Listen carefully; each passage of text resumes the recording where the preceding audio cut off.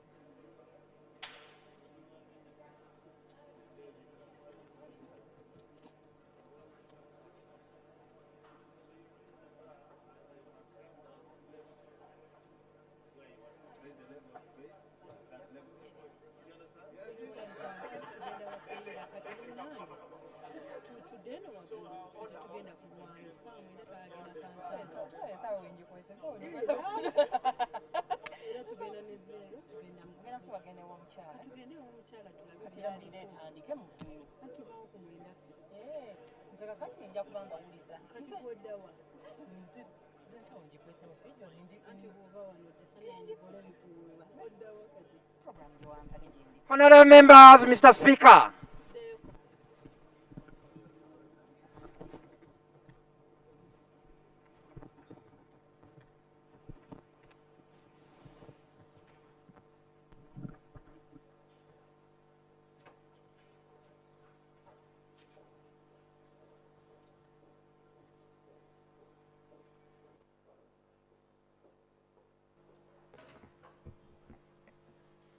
Prayers. Almighty God, who in your infinite wisdom and providential goodness have appointed the offices of leaders and parliaments for the welfare of society and the just government of humanity. We beseech you to look upon with abundant favor these your servants, whom you have been pleased to call to the performance of such important trusts in this land. Let your blessing descend upon them here assembled, and grant that they may, as in your presence, treat and consider all matters that shall come under their deliberation in so just and faithful a manner as to promote your honor and glory, and to advance the good of those whose interests you have committed to their charge. Amen.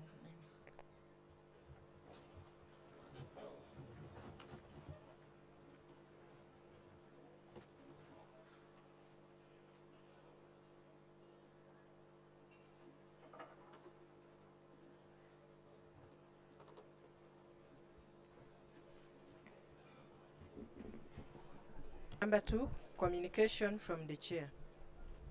Thank you. Honorable colleagues, I want to welcome you to today's special sitting in which we are paying a tribute to the late Honorable Henry Kisaja Magumba Kyemba, former minister and distinguished civil servant, a man who has served his country with a high level of diligence, a man who took off his time to put down the history of Uganda, what was going on in our country, so that even the future generations would be able to know where our country has come from. Honorable colleagues, this is a man who has served humanity in very many aspects as a Rotarian, and as a Rotarian he was able to rise to the rank of governor, and even at the time of his death he was still volunteering in very many Rotary projects where he was touching lives all over. Of course, we as students of history who know the black history of Uganda, we know the critical role he played in exposing the evils of the regime of Idi Amin, and where he mobilized very many people to end the brutality that was being meted on Ugandans. We do appreciate him for that, and as a house we want to thank His Excellency the President for finding it befitting that though retired, this gentleman is given an official burial. Our condolences as a parliament to the family, to the Chabazinga of Busoga, to the people of Busoga, to Rotarians, and to His Excellency the President on losing such a distinguished friend, for whose contribution will always be considered as having played a very great role in ensuring that we have a stable and prosperous country. I want to thank you, honorable colleagues.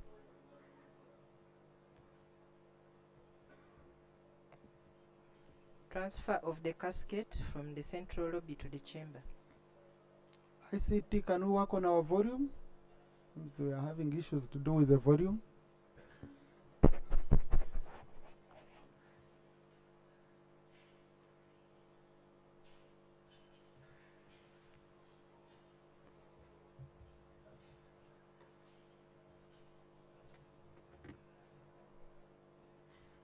Please.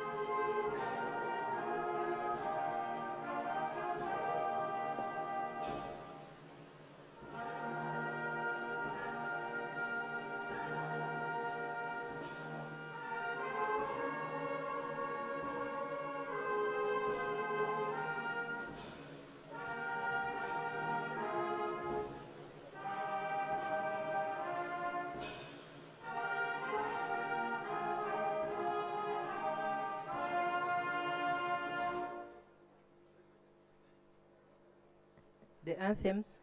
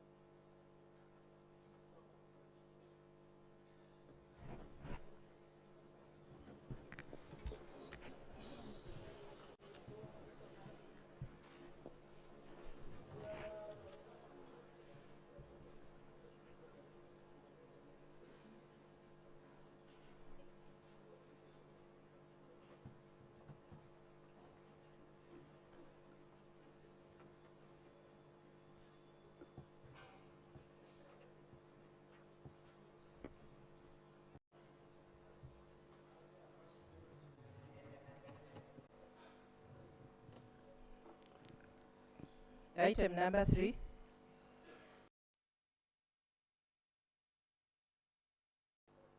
The Right Honorable Deputy Speaker.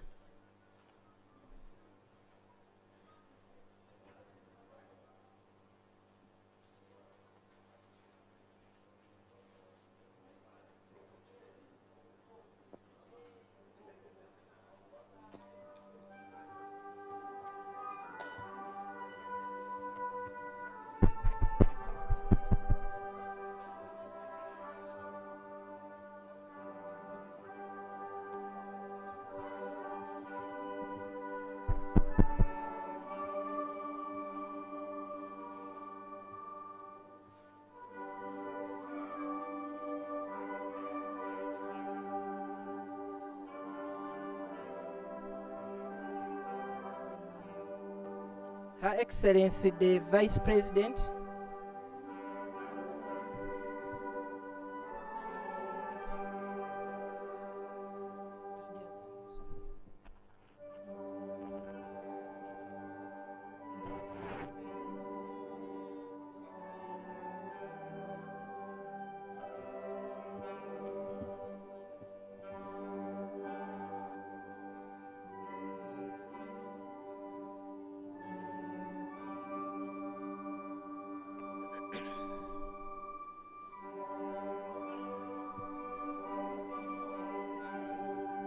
the Right Honorable Deputy Prime Minister, Minister for East African Affairs.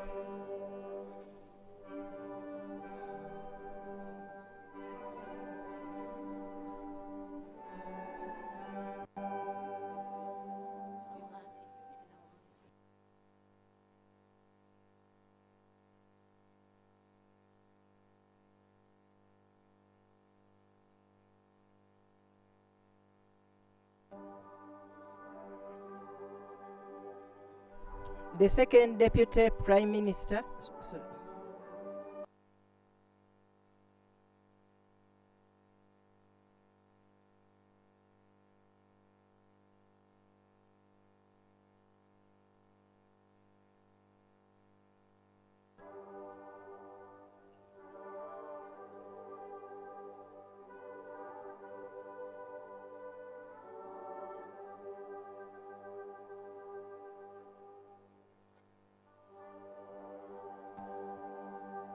the Leader of the Opposition in Parliament,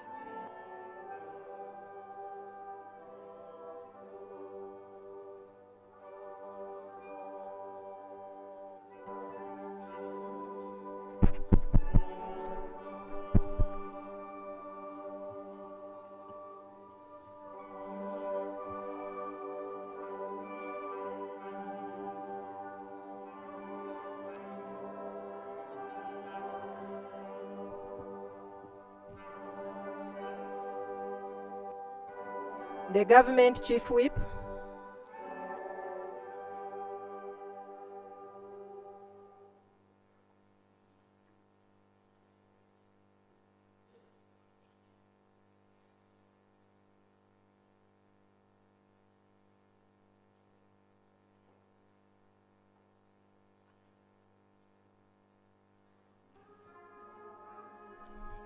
the Chief Opposition Whip,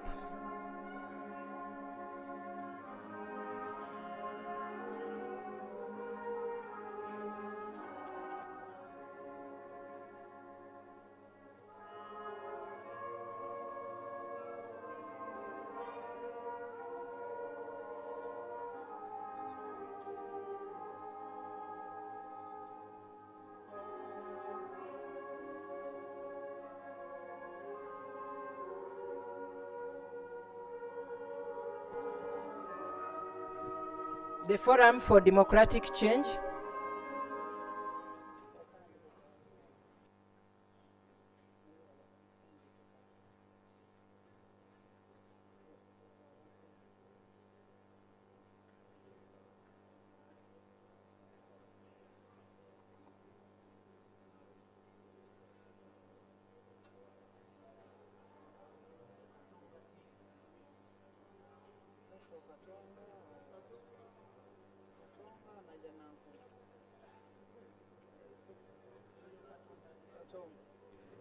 the Democratic Party,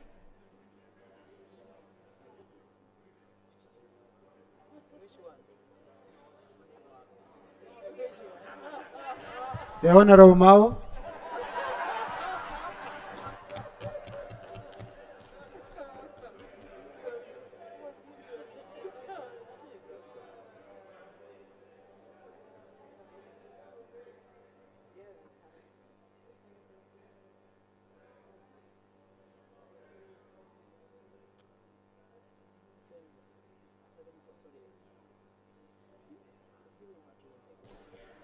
the Uganda People's Congress,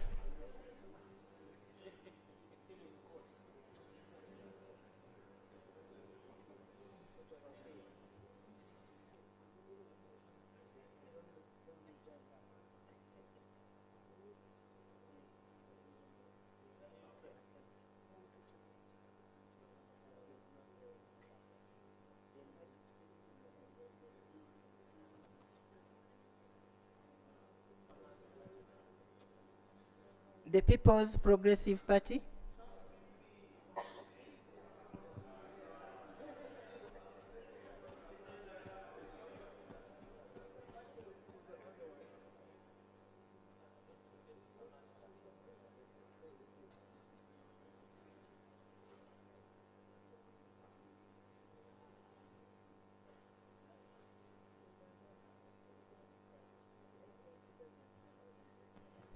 The National Unity Platform.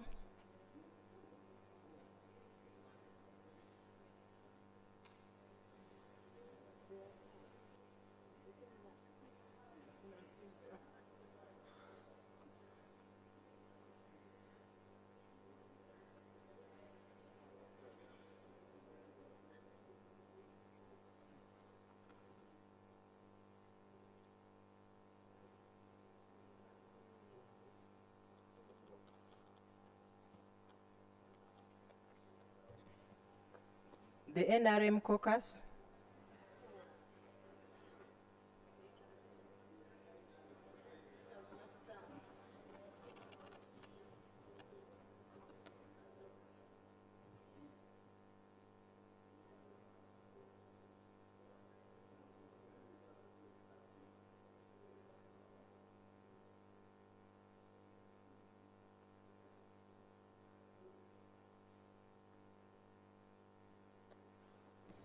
The Independent Members of Parliament.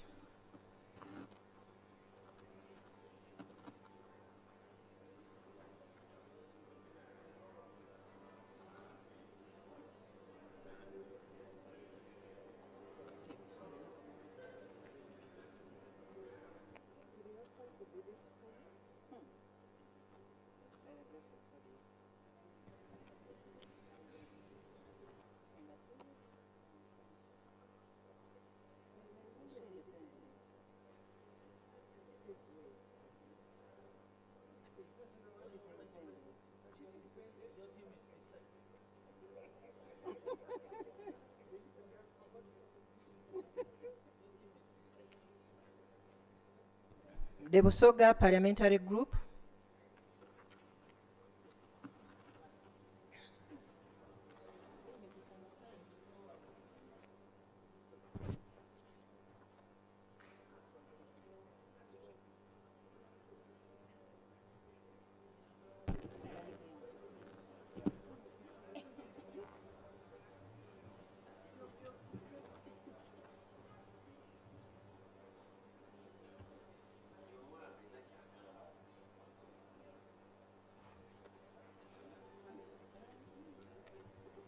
Karamoja Parliamentary Group.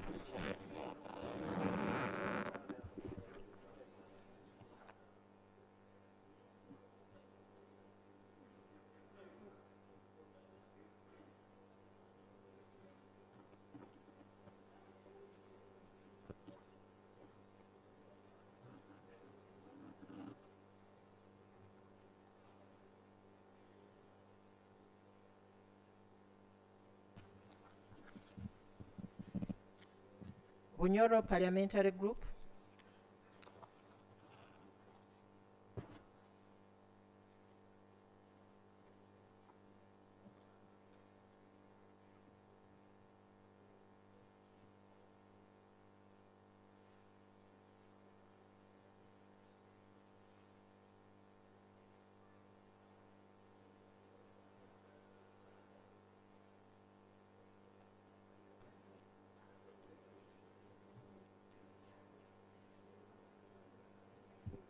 Ankole Parliamentary Group.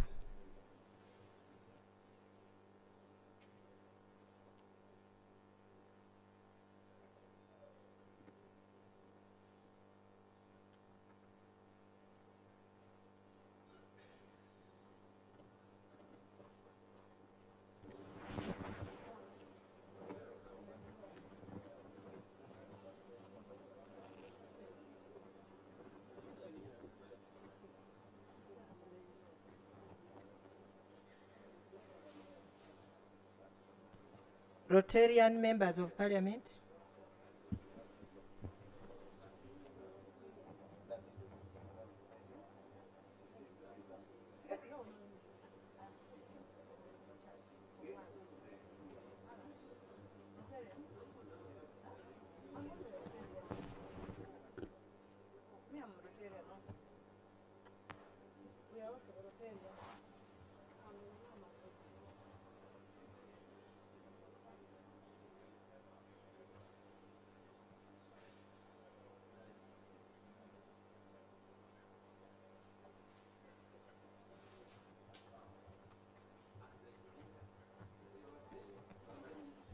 Honorable Nathan Higeme Nabeta.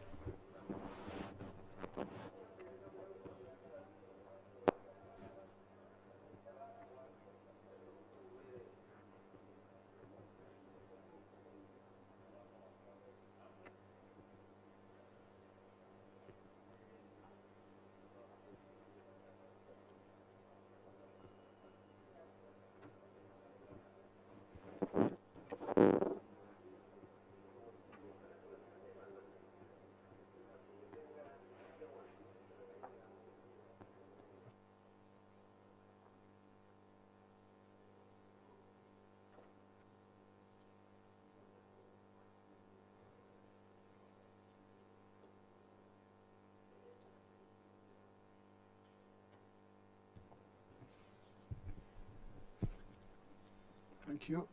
Honorable colleagues in the public gallery this afternoon, we have family members, family friends and well-wishers of the Honorable Kyemba Henry family. They've come to join Parliament in paying tribute to the late Honorable. Please join me in welcoming them.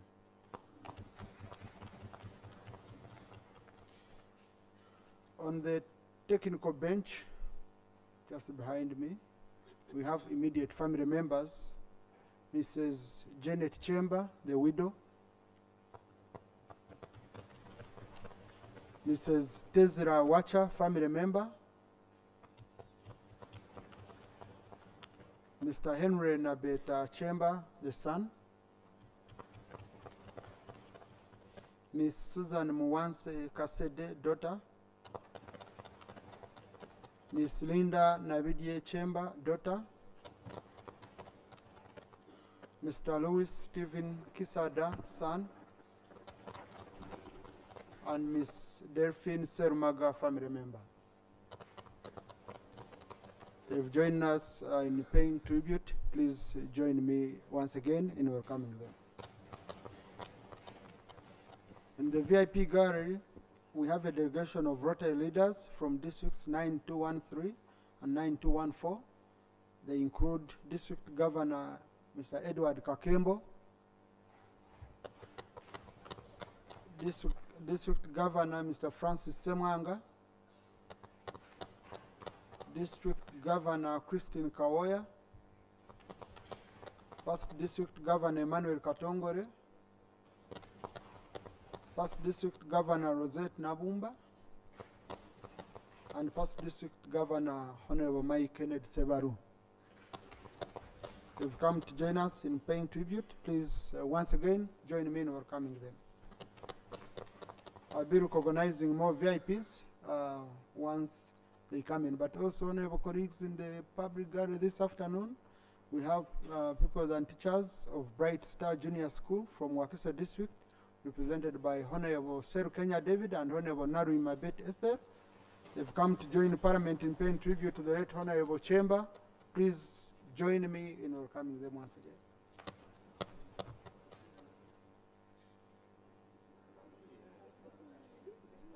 Please, thank you. Next. Item number 5, motion for resolution of Parliament to pay tribute to the late Honorable Henry Kisajja Magumba Kyemba, former minister and distinguished civil servant. Thank you. Right Honorable First Deputy Prime Minister.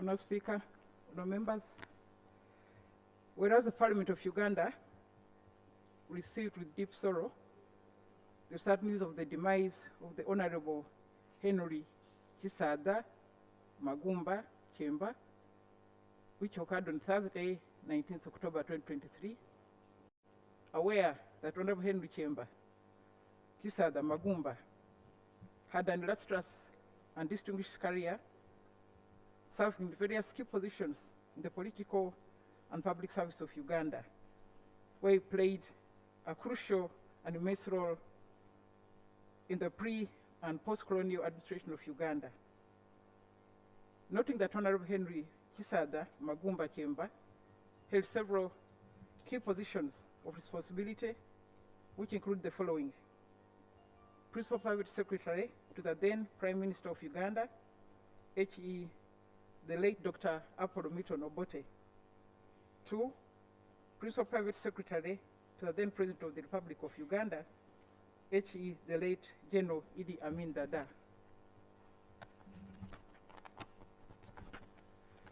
3, Permanent Secretary, Ministry of Culture and Community Development, 1974 to 1975. Minister for Health, 1974 to 1977. Minister of Justice and Constitutional Justice Attorney General for 1976. F, Minister of State for Animal Industry and Fisheries, 1990 to 1993. Member of the Constituent Assembly, Minister of State, Office of the President, 1994-1996. Member of Parliament representing the people of Jinja Municipality West, Jinja District then, 1996 to 2001, and Secretary and Commissioner, Judicial Service Commission.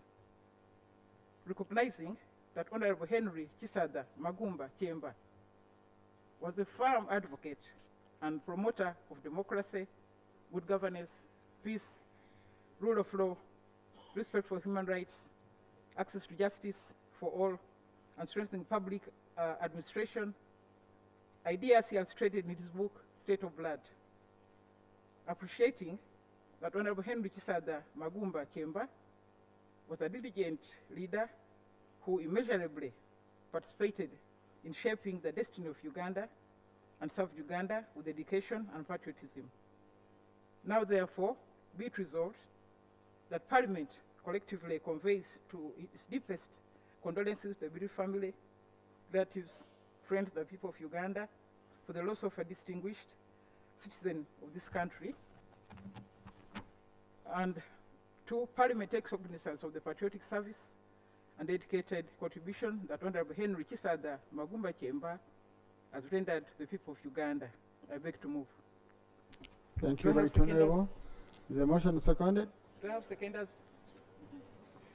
Honorable Matthias Mpuga, Leader of Opposition. Honorable Zijan David Livingstone, Dean of Independence. Honorable Nambeshe, the Vice President.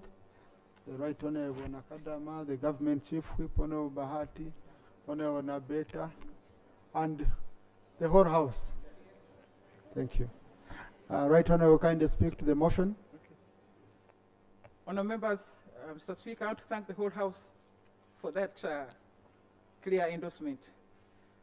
Honourable Speaker and the members, on Thursday, 19th October 2023, the country received the unfortunate news of the passing of Honourable Henry Chisada Magumba Kyemba, former minister in the government of Uganda of Obote I, Idi Amin, and the National Resistance Movement. Honourable Kyemba succumbed to diabetes-related complications at URU Care Hospital in Kampala. Honourable Kyemba was born on 9th December 1909 to Susan Mutekanga and Suleiman Chisada, who served as the colonial administrator in Bunya County, what's today Mayuge district in Busoga. He was the last of the 7 boys.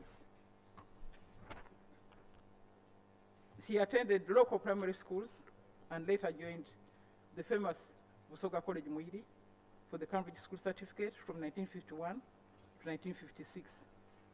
Subsequently, he pursued further education at Makerere University, where he graduated with the Bachelor's of Arts in History in 1962.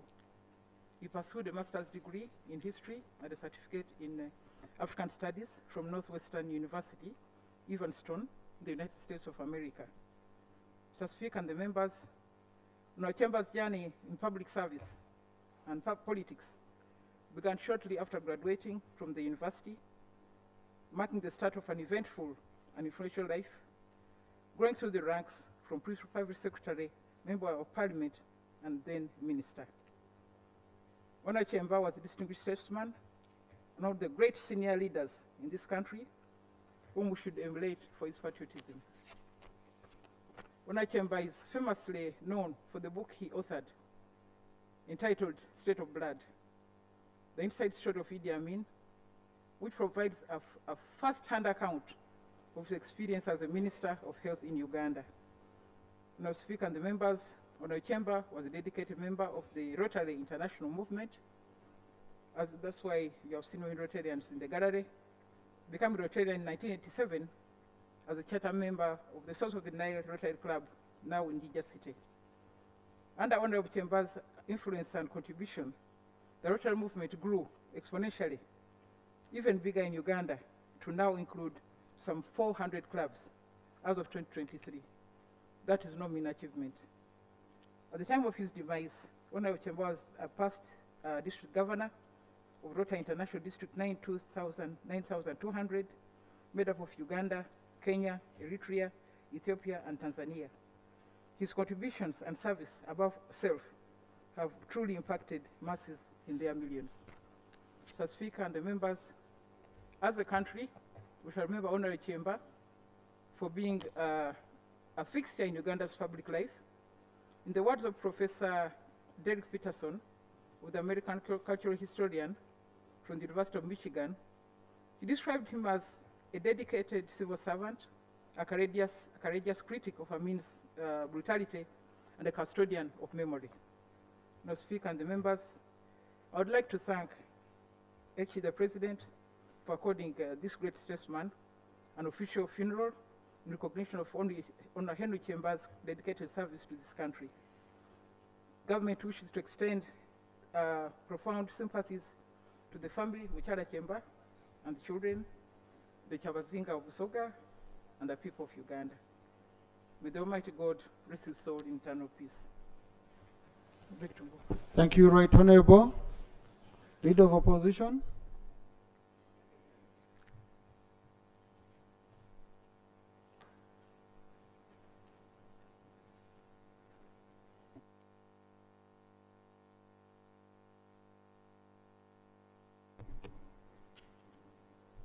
Much obliged, Right Honourable Speaker. Right Honourable Speaker and colleagues, following the events of the past week, I discern that our presence in the House today is peculiar to some, and we clearly understand where we are coming from. Today, common sense brings us into the chamber to do a befitting task, to pay tribute to a closest figure in the modern political history of our nation, the now fallen Honourable Henry Kisada Magumba Kyemba. We sincerely condole with the family, the nation, and most personally the Kyabazinga and the people of Busoga for the loss of a loyal servant. Right Honourable Speaker, just to assure the House that we came for this sitting and retreat back in our bunker until normalcy returns home. Right Honourable Speaker and colleagues, I must observe, as I stand to second the motion raised by the Right Honourable Rebecca Kadaga to pay tribute to the late Henry Kyemba, that we have before us an enormous task of portraying the essence of Henry Kyemba, a statesman on one part and a politician on the other. Sometimes that delicate mix doesn't arise. Some people simply fall as politicians, and the other part of them is a world chess. The late Henry Kyemba, Right Honourable Speaker, always carried an aura of confidence in speech and presentation, owing to his vast experience and exposure. He spoke ably on quite a number of subjects that one of only had to sustain debate with if they were not well grounded. He generously offered time and space to whoever came to him with a thirst to sit down at the feet of a guru to learn. Yet in all this, he commanded high and a disarming sense of simplicity, which endeared him to many. In all, he has had such a giving heart. Little wonder that he ended up in the Rotary family, where his impact was very much felt. He was in all disposition and without a question, a gentleman. Honorable Speaker and colleagues, his, by all definition, has been an illustrious career spanning over 50 years in the public service. He had the privilege shared by a few remarkable Ugandans, such as the late Abu Mayanja and the late Mayanja Nkanji, serving in different regimes, starting in Uganda's newly independent administration in 1962. Between 1972 and the 2000s, he held multiple cabinet roles, as mentioned, the Constituent Assembly, and represented his constituency for 4 terms in the National Parliament of Uganda. He also served on the Judicial Service Commission as a secretary. In other words, Honorable Speaker, he had the privilege of serving all the 3 arms of government, which is a rare feat. Honorable Speaker and colleagues, once in 1977, I was barely 2 years. While in exile, as the only option available to save his dear life, he defected to London. He would, in 1986, return to Uganda, convinced, as many notable Ugandans were, that the country would return to normalcy. He might have rightly yearned to put his vast experience to use when he was included in the cabinet. I would like to think his heart began to break the moment it sank in that the liberation he had been a part of would become a byword of dictatorship, a gross violation of human rights, deep corruption, and inefficiency, which will result in poverty, disease, brutality, and the collapse of the country's economy. I believe he goes to his eternal sleep, saddened that the dream of many was not to be. Honorable Speaker, with a career under one's arm dating as back as independence 1962, when he first joined the public service, the Honorable Kyemba's life is a testament to the notion that public service is noble, and he did tremendously well along the journey. He brought to life the words of Mark Twain, hence, patriotism is supporting your country all the time, and your government when it deserves it. Honorable Speaker and colleagues, the Honorable Chamber would demonstrate early in life that there was a need to cede political space and to pass on the mantle in good time when he chose to retire honorably. He availed himself of selfless service as a member of the Rotary International Movement in 1987, rising to charter member of the Source of the Nile Rotary Club in Jinja. Indeed, at the time of his passing, Henry Kyemba was a past district governor of Rotary International District 9200, Uganda, that is Uganda, Kenya, Eritrea, Ethiopia, and Tanzania. He has also served from 2003 as Director of University and Technical Education for the Mujibhai Madhuvan Foundation, which has impacted numerously over the lives of our people. Honorable Speaker, despite having held positions of advantage, Kyemba too knew adversity, as many Ugandans across the times have. In 1977, he lost his brother at the hands of the regime he had served under. He faced personal insecurity and once took a bullet that was meant to assassinate the president. For many who may not have interfaced with him at the personal level is seen through the lenses of his book, A State of Blood, he authored. This timeless, revealing work of literature, a bold account of the failings of a government, has gone down in history as a relevant discourse depicting our own times with accuracy.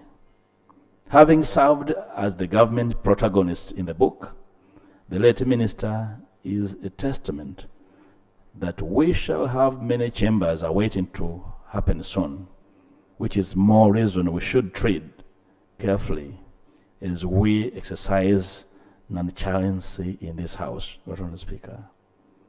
He would later, in his own words, abridge his action as below. I quote, "I can only give myself as an example. I was in sensitive positions. You know that your president is telling a lie. What do? You immediately say, I ran away, and you would. What I grew up knowing and what I got from the British training was that as a civil servant, you had all the right to advise what was proper. But you must also be aware that the head of government, because of the enormous power they wield, can do what they want, and if necessary, go to Parliament and amend the law."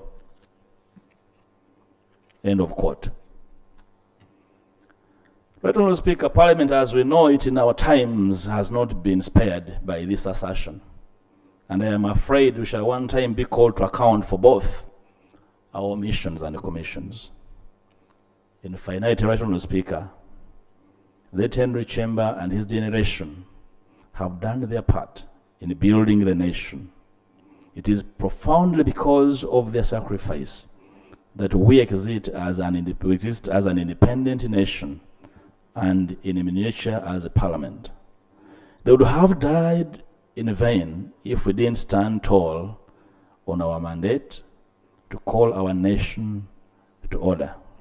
It is therefore, Right Honourable Speaker, time we took the mantle and amplified their call for Uganda they have aspired through the generations or legislate in vain. May the soul of this great son of Uganda rest in eternity. I beg to submit, Right Honourable Speaker. Thank you, Honourable Mpuga. Dean of Independence, Honourable John Livingston.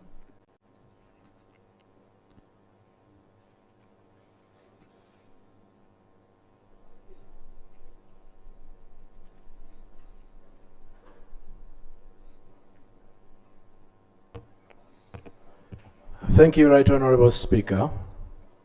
From the Independence docket, I also rise to second the motion for a resolution of Parliament to pay tribute to the late Honourable Henry Chisada Magumba Kyemba for his patriotic and dedicated service to the Republic of Uganda.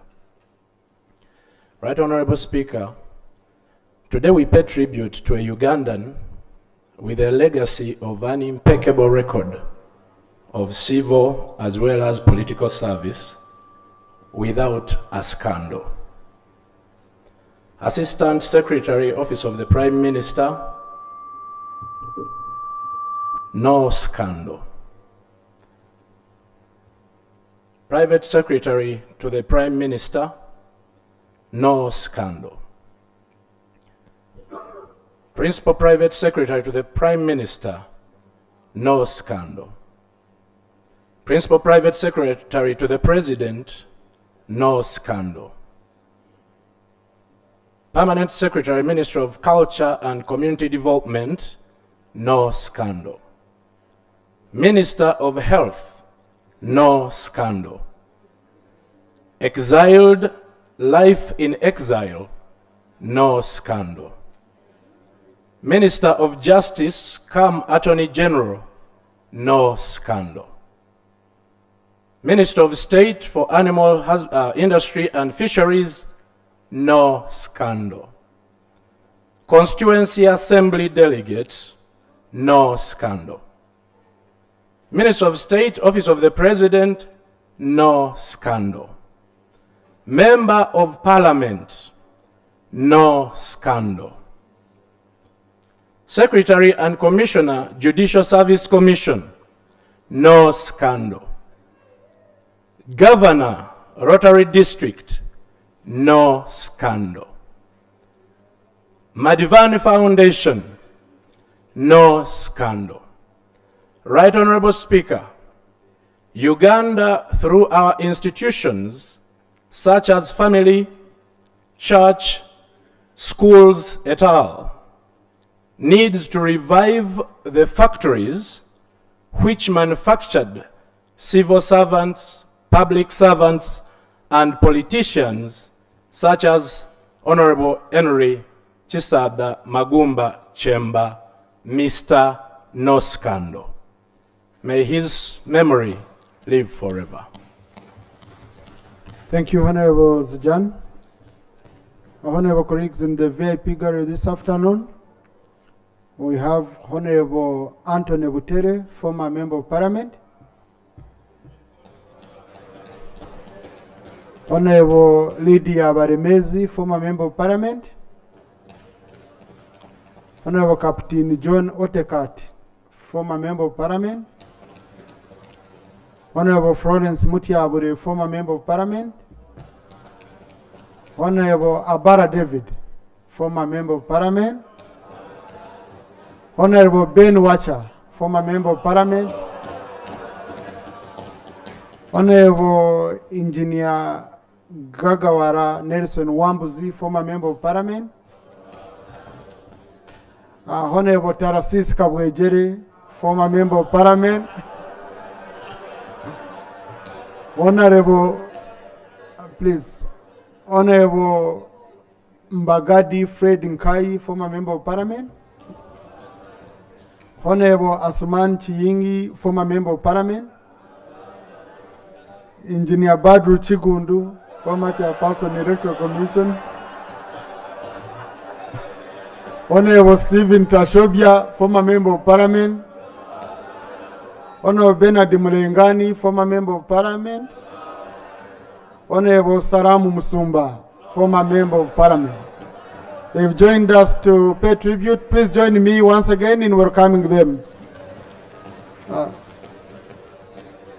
Thank you. Now, honorable colleagues, I'm going to open up, but I'll start with 3 people.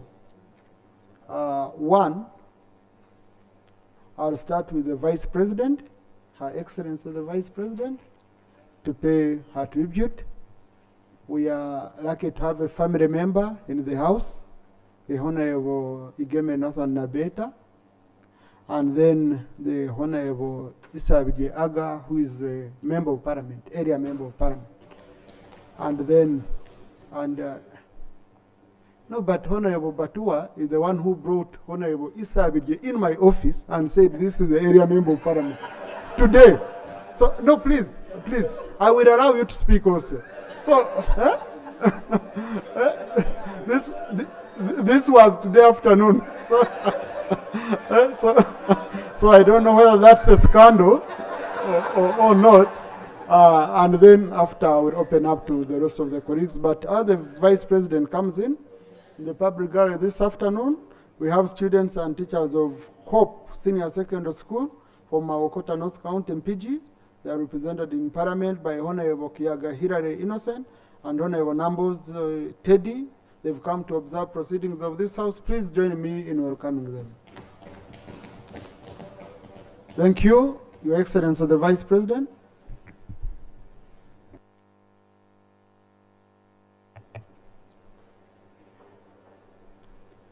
Right Honorable Speaker and colleagues, I would like, on behalf of government, on my own behalf,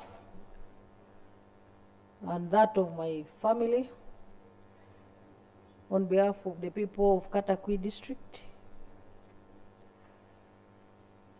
I extend my sincere condolences to the bereaved family of the late Honorable Henry chamber. And I would like, Right Honorable Speaker, to thank His Excellency General Yoweri Kaguta Museveni for according Honorable Henry Kyemba an official burial. Mr. Speaker, the Honorable Kyemba was a distinguished statesman, as already described by the Right Honorable Prime Minister in the motion. Therefore, I stand here to support the motion. May the soul of the Right Honorable Henry Kyemba rest in eternal peace, and may the Lord sustain the bereaved. I thank you, Mr. Speaker. Thank you, Your Excellency. Now, I've got a clarification from Honorable Batua. He has said he's the area member of parliament, then Honorable Aga is the area member of parliament for the burial grounds.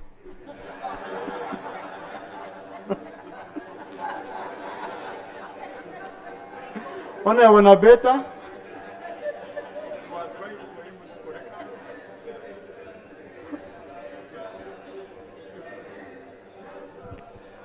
Thank you, Mr. Speaker.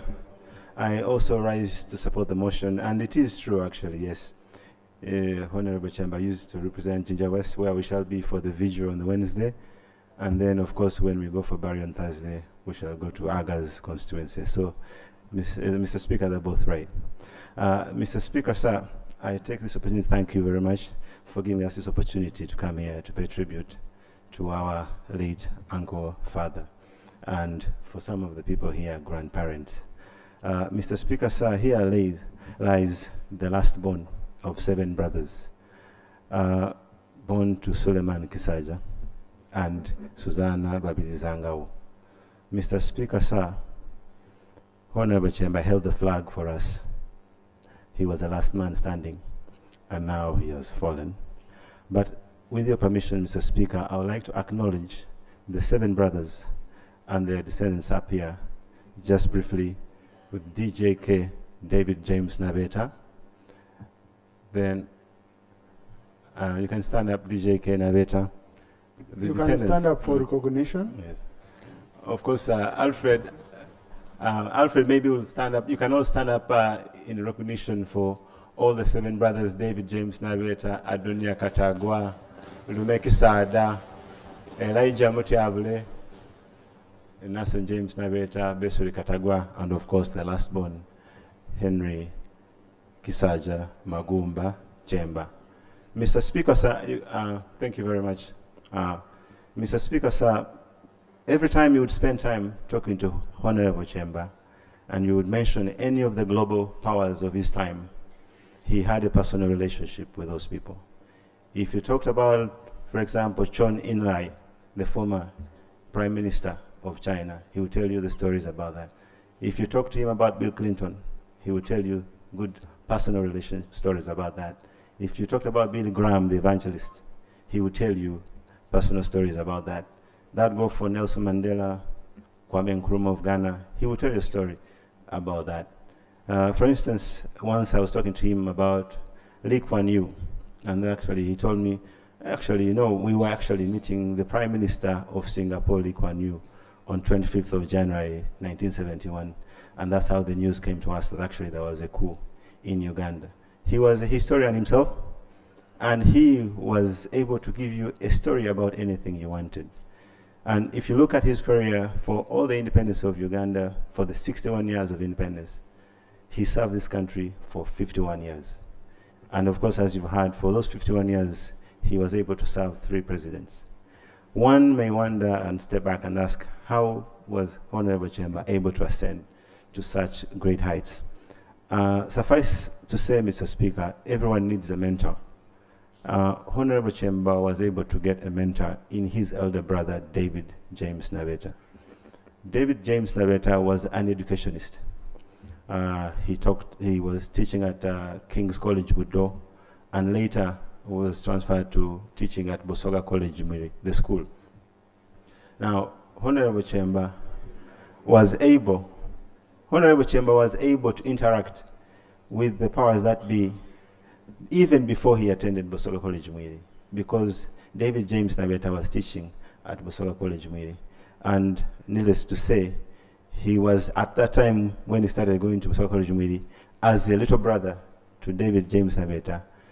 David James Nabeta was teaching one of the future prime ministers of Uganda at that time. That interaction helped Honorable Kyemba to be able to elevate his understanding of the geopolitics. And in 1954, when Sir Andrew Cohen, the governor of Uganda, appointed David James Nabeta to represent Busoga in the first Legislative Assembly, Honorable Kyemba was able to get more of the experience. By the time Honorable Kyemba finished university in 1962, he was a complete package. He was a statesman. And for some of you actually who dealt with Honorable Kyemba, some of the colleagues who went out, everything for him was a statesman. Even when he was dancing, he was dancing as a statesman. He would take everything as a statesman. And Mr. Speaker, sir, it is from that we were able to learn. There's a unique and peculiar thing that used to happen when my father, Nathan James Nabeta, used to host his younger brother. When he came, my father would vacate his special seat. There was always a small seat next to it. And he would vacate the big seat and he would sit in the smaller seat. And they would have very serious discussions. But what I learned from that is that if you came to talk to them, they would look at you with such fiery eyes that you would have to run away. You would have to scamper for life because they were in serious discussions. But one day on 4th of January 2001, I had come to say goodbye to my father. And I found them in discussions. And after I was leaving, Honorable Kyemba looked at his brother, older brother, and pointed at me and told my father, "NJ, this young man needs to stand." That is 2001, Mr. Speaker. In conclusion, Mr. Speaker, and on behalf of the Nabeta family, I would like to take this opportunity to, through the Vice President, to appreciate His Excellency, the President, for allowing us to have a befitting send-off for Honorable Henry Kyemba. Likewise, I would like to thank the Prime Minister's Office and the Minister of the Presidency for the team you availed to the family members to be able to coordinate to ensure that we have a good send-off for our father, Uncle Kyemba. Mr. Speaker, just a minor acknowledgement to the people who have supported and worked hard. Once again, I'll thank Alfred and Syria Nabeta who came in from New York yesterday. Yes, they flew in from New York yesterday. Dr. Mutiable and Rose Mutiable, thanks. Dr. Lume from London, thank you very much. Rai Nabeta, thanks for being a good chairman for the organizing committee. Alan Kabindi, thanks coming in from Boston. Of course, and the young generation. Mr. Speaker, behind you, you know, you've seen Mr. Honorable Ben Washa up here, but his wife is here. One would wonder why. But Honorable Speaker, Madam here is representing a very good friend, So that's why she's here. And of course, Delphine representing Teresa, Auntie Teresa, thank you very much. To my uncle, I thank you very much for you served this country. You served this country for a long time through here and from premises around here. It is time to go home. Thank you for your service. Your mother, your brother, your brothers, your sisters, and your father are waiting. Let's go across the river. Godspeed. Thank you, Mr. Speaker. Thank you. Thank you, Honorable Nabeta. Now, Honorable colleagues, I've made a special time allocation to the Honorable Nabeta as a family member, because he could go into details of the family. I request the rest of us to be cautious on time. I will not be limiting you, you limit yourselves. If I see that you don't respect that, then I'll come in and I start limiting you. But the practice is always that we start with the constituency members of parliament. The members of parliament from the area. So let's keep time. Honorable Aga, Honorable Dr. Batu, and Honorable Manjeri. Then I open up to the rest of the colleagues. For the record, I am with David Aga, the member of parliament, where the rate will be ready to rest. The member of parliament for the graveyard. And for that, Mr. Speaker, allow me to thank you for giving me space to also speak about the rate. Right Honourable Speaker and honourable members, I got to know and interact at length with the rate a few years ago when I was still working at a radio station in Jinja, where I was a talk show host of a radio program which mainly focused on the history of this country. The late was one of the sources of information whom I relied on in as far as the history of this country is concerned. When dealing with him, I never found any challenges. He could give me information whenever I wanted at ease. And in fact, at times when I failed to get him on phone, I could just call Mama Janet Kyemba, who was also an exceptional woman and supporter. I remember one time asking him how he managed to work in all the regimes since independence. And he vividly told me that he put country before self. So whenever called upon, he was willing to serve. Right Honourable Speaker and honourable colleagues, this morning, as I was speaking to Honourable Daudi Migereko, former MP for Butembe constituency, who was a great friend of the late, told me how the late was friendly to all and a team player, and recalled when they were still councillors at Jinja Municipal Council. I was told the late was a councillor, together with the Honourable Sechitoleko, Honourable Betty Kamya. Honourable Betty Kamya, the IGG, was also a councillor in Jinja, Honourable Frank Anawiso, Justice Egonda Antende, among others. And that the late was one person who could reconcile them whenever they had misunderstandings. The late was a great debater during his registration times at Jinja Council and here at Parliament, and mentored many. Honourable Nabet has just given testimony here. He valued friendship so much, not like us today, who are fond of backstabbing each other. Today someone is your friend, tomorrow is your sworn enemy. When the Dean was speaking here, he described him as a Mr. No Scandal. Indeed, that was him. How I wish if we can emulate that. I want to salute the late for offering the younger generation direction, knowledge, and we shall always acknowledge you for that. For God and my country, may your soul rest in peace. Thank you, Honourable Dr. Batua. Thank you, Honourable Speaker.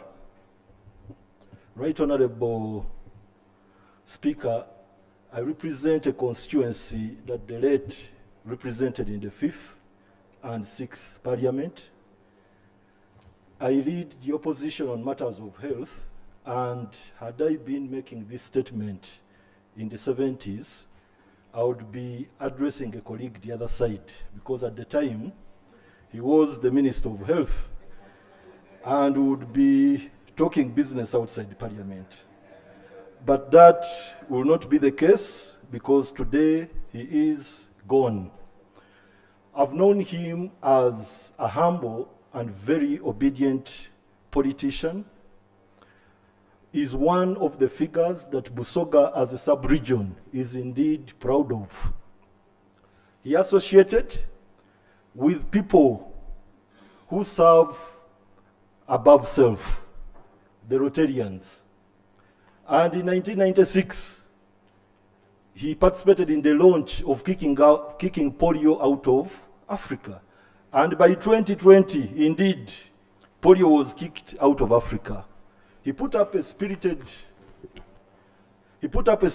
fight on cancer. Sadly, I do not think it has reached where he desires or he would have desired to have fought cancer. He's died at a time when our regional referral hospital, Jinja Regional Referral Hospital, which is in his constituency, at least has made a step in the fight against cancer. We have a cancer center that can only test. It cannot treat. But even when it is to do with testing, it is a bit weak because we are doing very weak tests like the pap smear, the rapid tests. We don't have a mammography, so we can't test for breast cancers and all that. But these are programs that the government is actually putting in place. They are cascading cancer treatment from the National Cancer Institute down into the regional referral hospitals. How I wish that Jinja is among those regional referral hospitals that actually are earmarked to start with this program. Simply because it's our duty in this sitting and during this motion, above paying tribute, we should ensure that Henry Kyemba, the late, big as the name is, from the Euroj by a family member and our very good politicians, Right Honorable Rebecca Kadaga has stated, we need to name one of those centers, either the cancer center or the blood bank after him, such that his memory stays with us. At an appropriate time, Right Honorable Speaker, it's my prayer that you put a question to the House to amend the motion to include naming the cancer center that is about to be put up in Jinja Regional Referral after him, but government should go on to equip it such that it looks like him. Last but not least, in a special way, I want to thank the Honorable Minister of Health, Honorable Jane Ruth Acheng. I remember at the time as a Member of Parliament when I was speaking for our senior cadres, this is a time when the only cardiologist in Jinja Regional Referral was getting transferred to another hospital in another place that I will not name. I put up a spirited fight and informed him that we have senior citizens who normally find it hard traveling to Kampala. We exchanged, it took time. He gave me her position, but at the end of the day, she agreed to maintain the cardiologist in Jinja. So within the limited resources or available resources, at least such favors do a lot towards the life of these people. And related to the late Bishop Bamoze, a very big name also in Busoga, may he so rest in peace. Right Honorable Speaker, I was privy to be the one to drive him from home to hospital. What is common with these high names or big names in Busoga? As I was taking him, he insisted. He never wanted to go to a private hospital. We have very good private hospitals in Jinja. He wanted to go to regional referral hospital. He said, take me where the common people receive treatment from. He was a big name with a big family and big people to take care of him, but he insisted on that. So as I end, it is my humble request that we are going into the budget process. Jinja Regional Referral Hospital, this time we've been assured that we are getting a blood bank because there are donors participating in it. We've even shown land. Kirudu Hospital team came and visited and assured us that they are getting us dialysis equipment. We showed them the place to house them. How I pray that this does not only end in paper, but it's implemented, and one of those centers will be named after him. This is more honorable than naming a road after him. Thank you, Right Honorable Speaker. I pray that the soul of the deceased rests in eternal peace. Thank you. Dr. Honorable Manje, Ruman MP Jinja. The city.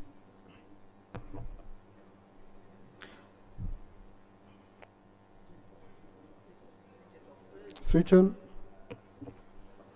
Thank you so much, Mr. Speaker, for the opportunity you've given to me to pay tribute to our own Honorable Kyemba. Right Honorable Speaker, I was worried when you started mentioning leaders from Jinja City and you were not mentioning me. So I kept on wondering how you could talk about Jinja City and you don't talk about I myself, a senior leader from the city.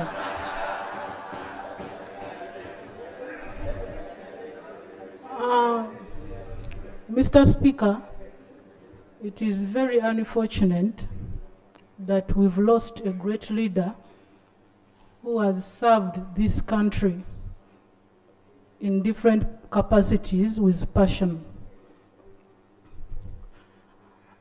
As Jinja City, I want to say that we've lost a senior resident, a man of wisdom, and a person of value to the people of Jinja. The late Honorable Kyemba has been a man of wisdom, and we've been consulting. We've been going to his place and make consultations about many matters concerning Jinja City, the country at large. And he has been ready and available to offer free information whenever approached. So as Jinja City, we've lost someone so senior, and we shall never remain the same.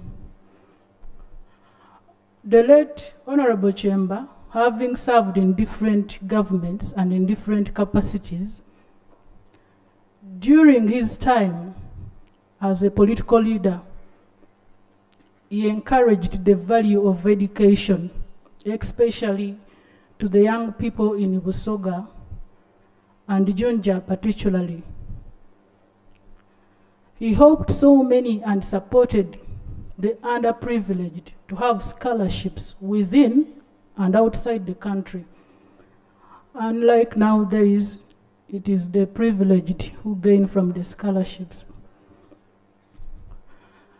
As a politician, the late Honorable Kyemba, he has been a big inspiration to many politicians in Busoga and Jinja. He has served his country diligently. And one thing I remember about him is that even him, after quitting active politics, he has remained as a humble man, and he has been living a free life. He has tried so much to avoid getting involved in scandals of fighting his opponents. I remember so well, I want to recognize Mama Janet Kyemba. I contested with her in the recent elections. But even if the late Honorable Kyemba had connections in the government, I didn't see him anywhere trying to disorganize the election process. Even when I won as a family, they congratulated me. Therefore, he's a man of no scandal. As a lesson to this government, we should always try as much as possible to avoid persecuting and oppressing our political opponents. I'm very sure, and I do believe, that the late Honorable Kyemba didn't support the kidnaps and abductions that are happening currently in our country.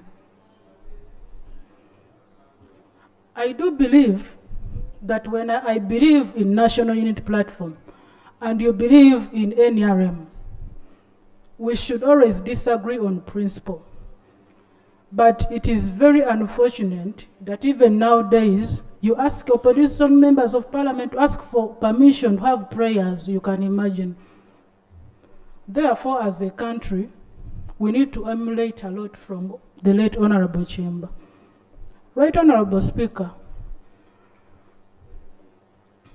I really want to thank government. I really want to thank government for offering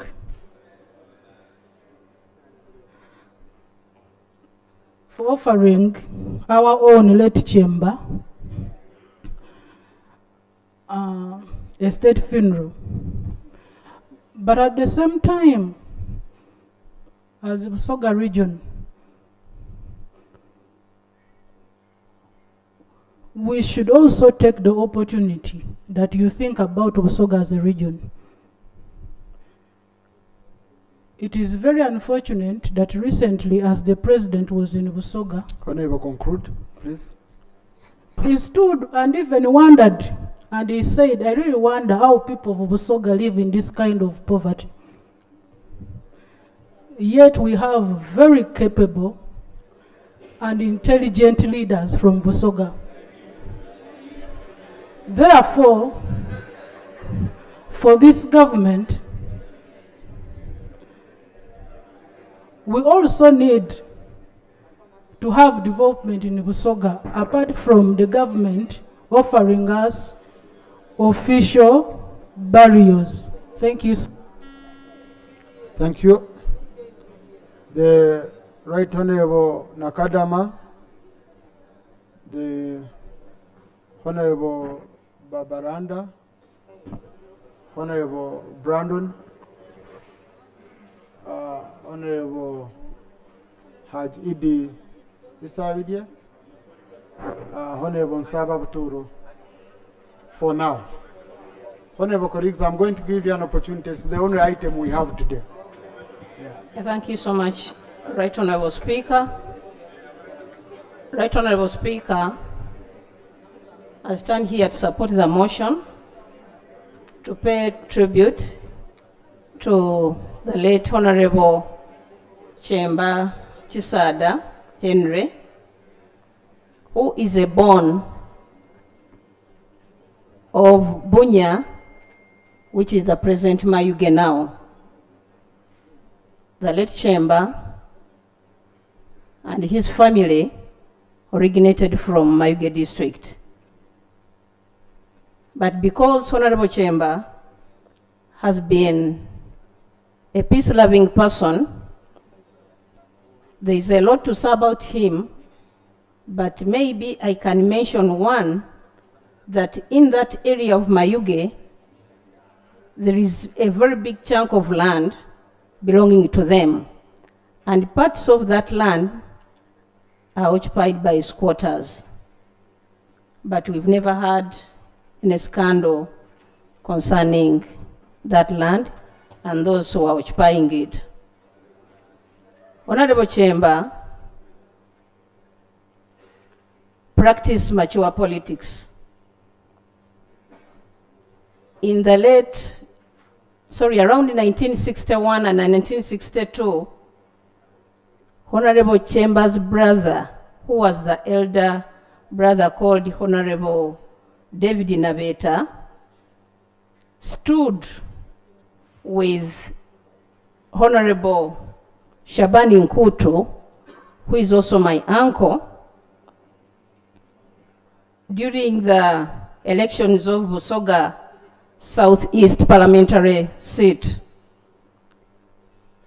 But after contesting 2 consecutive times, Honorable Kyemba remained a close friend to the family of the late Shabani Nkutu.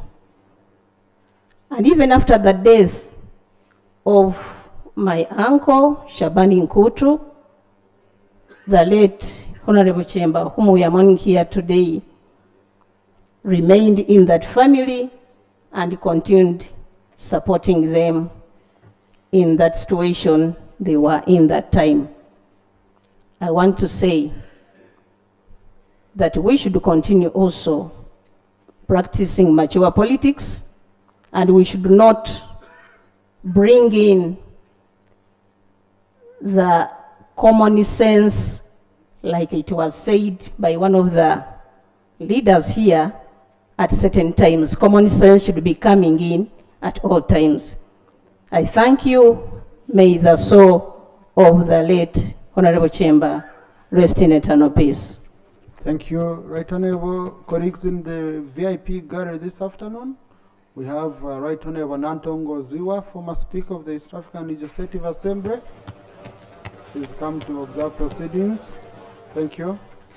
In the public gallery this afternoon, we have students and teachers of Proverbs Junior School, that's Samia Bugwenos, Busia District. They are represented by Honorable Murimba John and Honorable Auma Helen Wandera. They've come to observe proceedings of this house. Please join me in welcoming them. The Honorable Mary Babaranda, colleagues, I already picked you, so you should be in your order. Thank you, Right Honorable Speaker and honorable members. Right Honorable Speaker, I support the motion, and also I stand here to celebrate the life and achievements of a distinguished statesman, an opinion leader, an elder, a civil servant, a father, and a friend of many, Honorable Henry Chisada Kyemba. Right Honorable Speaker and honorable members, Honorable Kyemba will always be remembered for his contribution to the liberation of Uganda from the murderous regime of President Idi Amin Dada, where he served as Minister of Health. Right Honorable Speaker and honorable members, through his book, A State of Blood, he painted an accurate picture of the real crisis which Uganda was in and which needed nationalists to reverse the trend of going into total anarchy. Right Honorable Speaker and honorable members, besides Honorable Kyemba being a statesman, Mzee Kyemba was a revolutionary and a liberator who contributed greatly in the struggle for a free Uganda. Right Honorable Speaker and honorable members, unlike many elders who retire and become source of conflict and intrigue in society, Honorable Kyemba was a man of peace and of good counsel.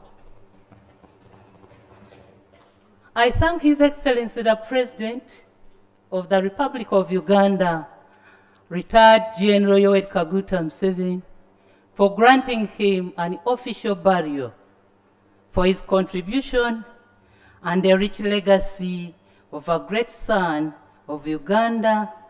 And also, I want to thank the National Organizing Committee for steering this function. I wish to extend my sincere condolences to Mama Janet, the widow, Mama Janet Kyemba, the bereaved family, the people of Busoga, and Ugandans at large. Right Honorable Speaker, the Bible says in Revelation chapter 14, verse 13, "Blessed are the dead who die in the Lord, henceforth, that they may rest from the burdens or the laborers, and their works do follow them." May the good soul of Honorable Henry Kyemba rest in eternal peace. I thank you. Honorable Brandon, then Honorable Nsababuturo. Thank you, Right Honorable Speaker. On the 19th day of October, the whole country got dark. A lot has been spoken about this great man, that even when he served, when most of these young parliamentarians were not born, there are certain things that sometimes may not be very easy to speak about someone. Some people die and the rest take a very strong breath. In my traditional language, they will say, at least he's gone. That mouth is gone. But I believe the mouth and the spirit of the Honorable Kyemba will always stay and light. He was a great man. I'll only speak in one aspect because the rest of the political, I have nothing much, Right Honorable Speaker, that I can talk about Honorable Kyemba in line of politics. I never served with him. But I used to look at him. These days, Honorable Speaker, when you are smartly dressed as a young man, they will say, look at this dude. He was indeed a serious dude. If you'd see him in suits, even some of us who have seen him in the old ages, he was a very handsome man, very would be attractive to almost everyone. And I think Mama Janet got a very great opportunity to have that. The Honorable Kyemba loved his institution. As members of Parliament of Soga, we have also been inspired. When I failed to become a priest, I chose this line of joining politics. And he's one of the men that I would look at, and I would always say how I wish I can be like the Honorable Kyemba. There are some objects in the community like trees that are very important and well known to people when individuals are not known. But the Honorable Kyemba has been known. I got a chance yesterday to be in church. I was so humbled when I saw delegation of high-ranked citizens in Uganda that came to pay tribute. I would challenge you, members of Parliament, if we all go. I was joking with someone that if you die, shall we bring you in such honors? But it must be honor that really depict honor. So let's work hard. Let us take examples so that one day we can be very strong men and women like the Honorable Kyemba. Lastly, Mr. Speaker, the Honorable Kyemba loved his kingdom so much. He really fought so much to see that we recover, restore the kingdom. It's very unfortunate that on the 18th day of November, we hoped and thought that you would be with us to rejoice as we receive one of the finest women in the world, the Inevant of Usoga, which has not happened. But for those of you who are looking to make the Honorable Kyemba happy and also know that you are reflecting the confidence and support of the kingdom, please join us on Friday with a royal dinner at Kololo, and also come and be happy with the Chabazing on the 18th, and that will be happiness for the Right Honorable Kyemba. Right Honorable Kyemba, rest in peace. God be with you till we meet again. Thank you, Dr. Nsaba Buturo. Mr. Speaker, this moment is like no other moment in the history of not only this Parliament, but our country. For we are witnessing the paying of tribute to one of the finest men this nation has had. And finest in every sense, Mr. Speaker. He belonged to that tradition of men and women who never believed in accumulation of wealth as an objective, a primary objective. He believed in serving this nation to his best ability. Mr. Speaker, his character signature was amazing and an inspiration to all of us. A man of tremendous integrity, the kind of which we do not see these days. And it behoves us, Mr. Speaker, to remember that the morality of which the late did represent is one that is going to cause this nation to be stable, to be prosperous, to be secure, and ultimately prosperous. Mr. Speaker, the question that comes to mind that I believe every member must be wrestling with is, when it comes to my time to leave this planet Earth, will they be saying the kind of things they are talking about the late Henry Kyemba? That should be a central question that should occupy our minds, Mr. Speaker. For this man we now are seeing off had a tremendous character and contributions that clearly have endeared him to this kind of accolade that we're all giving him. I want to join others, Mr. Speaker, in thanking the President for acknowledging the tremendous contributions that he did make. And I believe it should be standard practice that those men and women who serve this nation selflessly are rewarded in every way that seeks to encourage others to do the same. Mr. Speaker, we are seeing off a man that has been acknowledged as Mr. No Scandal. What a challenge to all of us. That those who have conscience must acknowledge that that is the kind of tribute that all of us should be working for. It's not something that comes by just like that. You have to work for it. And if I dare say, Mr. Speaker, finally, the challenge our country is facing now is one that increasingly is indicating a shortage of men and women of integrity. That invites this nation to a situation of instability if we're not careful, a situation of insecurity if we're not careful, and ultimately more underdevelopment. Our brother represented the ideal, and the ideal that we should all be aspiring to. Finally, Mr. Speaker, I want to say that we commiserate with Mr. Kyemba and family, and I want also to say, Mr. Speaker, that it is our primary duty to serve this nation to our best ability.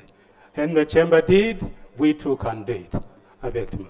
Thank you. Now, honorable colleagues, before I invite Honorable Haj Idi, I want first pick on a few seniors who were with him in CA.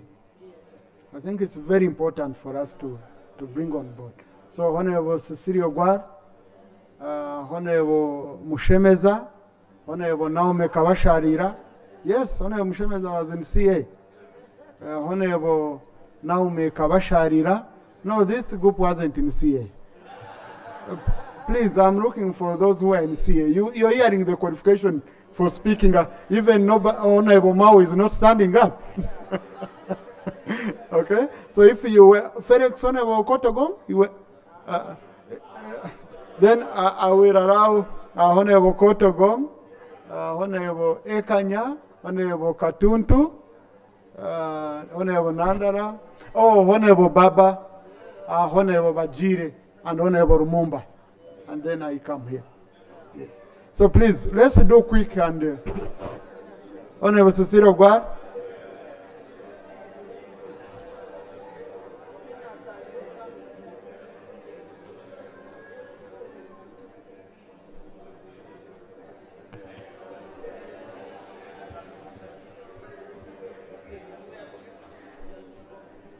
Right Honorable Speaker, I want to thank you for giving us opportunity to pay tribute to our dear brother and friend, Henry Kyemba. Right Honorable Speaker, I want to of the motion and the seconders. So I stand here to second this motion and also to let you know that you may not realize that I was actually very closely associated to Henry Kyemba. He was my brother-in-law. Why? Because my husband, Mr. Smart, went to that school.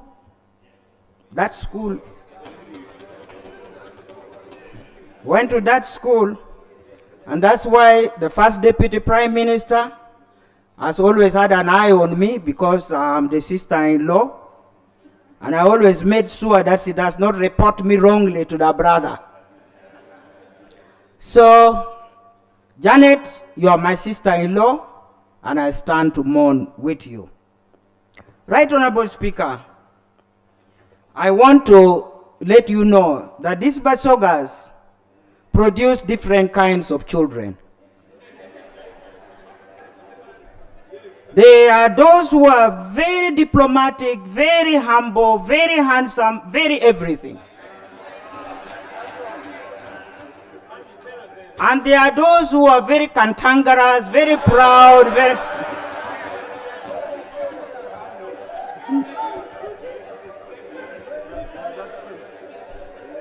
And Right Honorable Speaker, I always used to ask Kyemba, why is he different from the Basoga I know? Because I was closely associated with John Kironda, Sam Teungwa, and these were very proud, arrogant, loud-speaking Basoga. And then you have the Kyembas, and it makes you wonder, are these children produced in Busoga or what? That has been my mystery, and I'm still battling with it. But I thank God because my husband went to that great school. So I have a very diplomatic husband, very good looking man. That's why he's called Mr. Smart.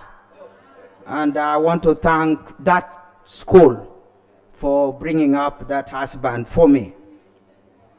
Right Honorable Speaker, I must say that in the Constituent Assembly, where we associated closely with Henry, we found it difficult to associate with people who are members of the movement.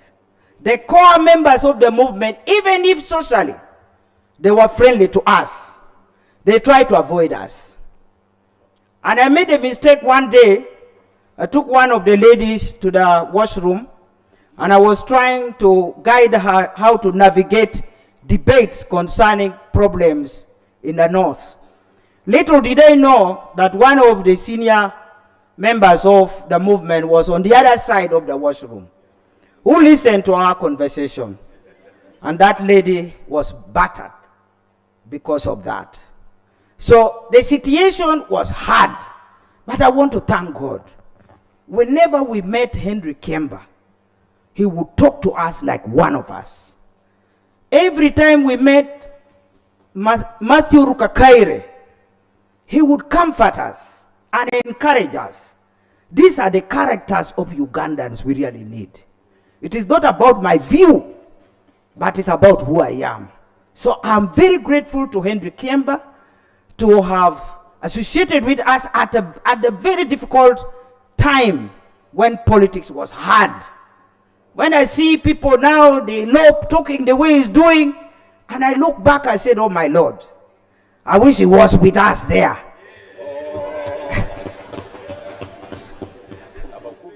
And so I'm glad that at least I'm thanking my brother, because he would look for Ben Wache, he would look for Dr. Kulepak, he would look for me, he would joke with us, he would openly be proud to be seen talking to us. But the rest of the people avoided us. For bad or good reasons, I don't know. So I want to thank him for that. Right Honorable Speaker, I would also want to say that while I'm thanking the President for giving Henry Kyemba a befitting send-off, we should not forget our history. And even we who are gathered here, we should pick up something from history. Many of us who come from the North or who closely associated with Obote, we could have hated Kyemba. And in fact, many people talked many things about Kyemba. Some people thought maybe he knew about the coup, because the moment the coup took place, he flew back and left the boss. But I want to say, Henry Kyemba, by virtue of taking up a job with Idi Amin, saved many lives. And I want to give you my personal testimony. Henry Kyemba, as PPS to Idi Amin, the day that my husband was picked up, because he was the head of the youth in the Ministry of Culture and Community Development, he was accused of recruiting the youth to overthrow Idi Amin's government. And in my desperate situation, that time when you were picked up and put in the boat, you are finished. My husband was picked from home, and we knew that was the end of him. But God gave me courage that night. I picked up a phone, called Henry Kyemba in State House. And Henry Kyemba received my call. And I told him, your brother, Mr. Smart, has been taken, and I'm sure he's killed. By who, I don't know. And Henry Kyemba allowed me to talk to the president direct, Idi Amin. And I told Idi Amin, you have taken my husband and you have killed him. So Idi Amin said, how? When? I said, I gave him the time. By 5:15, he was picked from home by car number this and that. He has been taken and killed. So he said, have you seen the body? I said, no. He said, okay, give me time, I'll find out. Right Honorable Speaker, I was a young woman with just one child. And that night, I didn't know what to do. I was cursing God why I got married. But all the same, in the morning, my husband was brought home.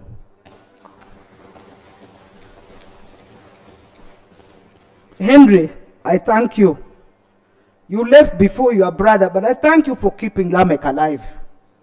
And on that night, Lamech was already taken to Singapore cell. Whenever you were taken to Singapore cell, that very night you are taken for slaughter. And Mr. Lamech qualified for Singapore cell. So when he was traced in the morning and brought home, he was from Singapore cell. So that's the more reason why, Right Honorable Speaker, I thank you for giving me an opportunity to thank my brother. Although I said it many times when he was alive, but it's good I'm sharing it with you now because some of you may not even know. Because of that, I was appointed ambassador to serve in Germany and I think Vatican. And I had nowhere to go. I talked to Jack Duonga, who was the PS. Jack Duonga said, Cecilia, pray first. Then I talked to Henry Kyemba. Henry Kyemba said, let your conscience talk to you. That statement was enough to caution me not to take up the job. So, Speaker, I did not take up that job. Instead, Bernadette Law was appointed because I declined to take up the job.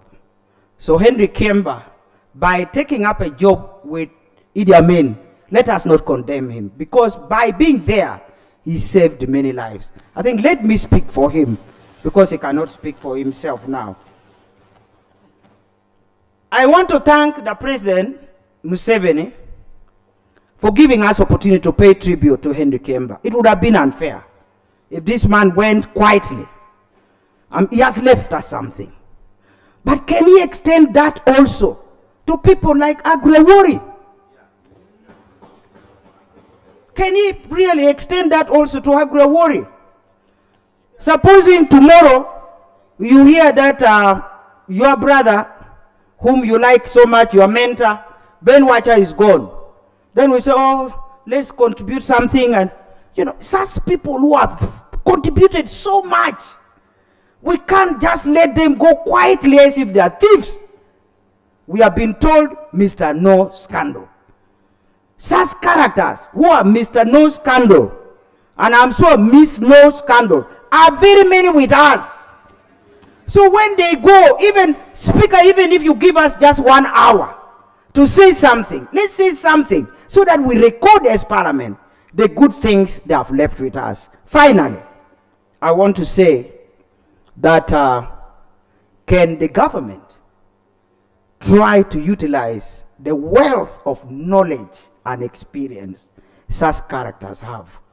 When we have political turbulence like we have now, and you sit people down like Matthew Rukakaires and people like the Henry Kyemba when he was still alive, and they sit down and talk about Uganda, they would give you good, pure advice. Many people, if you seek their opinion now, they're just protecting their jobs. They can't tell you the truth. So we really need a genuine council of elders who can guide this government on how to move forward. May God bless us all. My sister Janet, we stand with you, and I will tell Mr. Smart, your brother-in-law, that I have seen you personally. May God bless you all. Thank you, Honorable Sosyoga. Thank you, Honorable Mshemeza.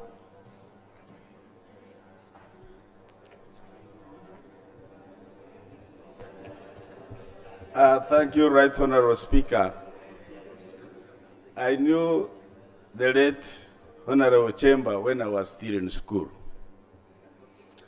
But we interacted more during the Constituent Assembly. And at that time, the activities were at Conference Center, Serena.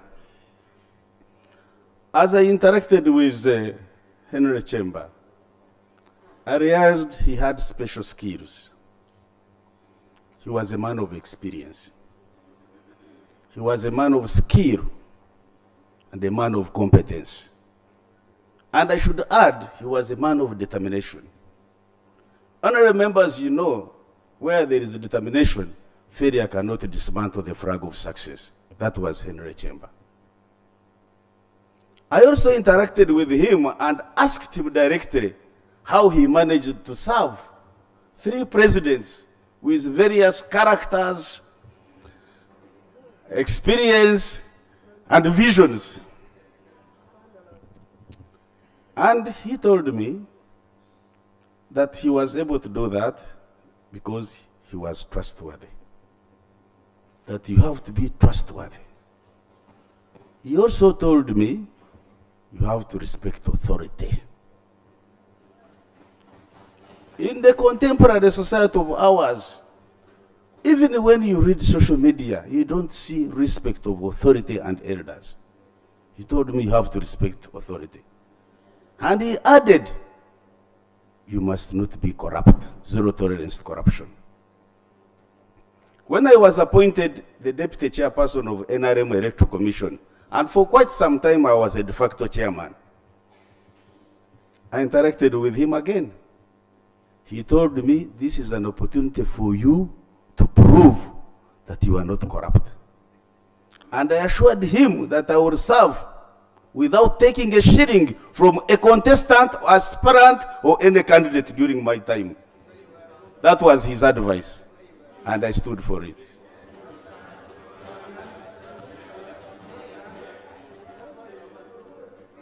And that was in my office at Chandodo Plot 10. As he walked out, Honorable Nadur entered. That elder asked me, what have you been discussing with this experienced man? I told him he has been mentoring me on how to avoid corruption in this sensitive job. You know how Honorable Nadur, he laughed and said, we have thrown you into a lake, we want you to swim and come out. But the lesson I picked there is that when you are given a sensitive job or responsibility, it's an opportunity for you to prove yourself. Right, Honorable Speaker, even when there is turbulence in this house, it is an opportunity for you. And I want to say, you have been able and able to lead us very well in this house. And I'm sure if Honorable Kyemba was alive, he would say, thank you, Right Honorable Speaker, for managing the house, even when there are turbulences. Right Honorable Speaker, Honorable Kyemba was a scholar. In the field of academic intellectuals, we say you either publish or perish. Honorable Kyemba has not perished, he published. I've been hearing people quoting from him. He will live forever because he has published. And this is I want to encourage the intellectuals who are here. Not only to concentrate on legislation, have time to note something at an appropriate time, publish. When you publish, you will not perish. Finally, you see, in the field of economics, there is a principle where you really have to balance. You balance various, it is called optimization principle. Balancing the interests. Balancing the interests of institution, balancing the interests of leaders, balancing the interests of voters. Honorable Kyemba was an optimizer. So, Right Honorable Speaker, I want to thank our government. And I also want to agree with Honorable Silio Gwar that there are many more citizens we need to recognize. We should not wait to recognize them when they are dead. And a medal alone is not enough. Actually, some of the people who have received medals, they ask us, what is accompanying the medal? Yeah, we need to look beyond the medals and thank our elders. Look beyond partisan lines and respect our elders when they are still alive. And I'm happy to see them here, the representatives of our elders, up there. They deserve respect when they are still alive. With those few words, Honorable Kyemba, rest in eternal peace. Thank you, Honorable Naume Kabasharira. Honorable Magode Ikuya, Honorable Jennifer Namuyangu. Honorable Jennifer Namuyangu had Honorable Kyemba in the NRC. So, yes, the ones I mentioned, I will pick you. Colleagues, you see why it's very important to pick colleagues who worked with him. So they help us, Honorable Baba and team, they help us to bring us on board. So I'll be trying to do a mix. I pick on those elders and then Honorable Kabasharira. Thank you so much, Mr. Speaker, for giving me this opportunity to talk about this great man of Uganda, Honorable Kyemba. Honorable Speaker, I got a rare chance. I call it rare because there are few here who got it, to work closely with Honorable Kyemba and to put the record clear. I came to this parliament in the 5th parliament, that is National Resistance Council. Yes. It's not CA. I always see it is Honorable Mama Butsia who says that I am the youngest. When I also came to this parliament, Honorable Speaker was also young by that time, just from school. And therefore I bring condolences from National Resistance Council, the 6th Parliament, and myself. Condolences to the family and to this country. When I came to this parliament, Ntungamo had just elevated to the district status. And I had just finished school and people called me. I even didn't know how members were elected to parliament. I even didn't know. But some people told me it is this and that. And I ended up coming unopposed. So when I came, people normally escort you in. It was a by-election. Why people mistake me that I went to CA, I came around the same time. So I was here for 1.5 years and we went back for elections for the 6th Parliament. So when I was brought in, it was a by-election. Honorable Kyemba by then was a minister. But despite being a minister and me being young, and I had never seen him, I did not know him, he was among the few people who walked me in to the speaker.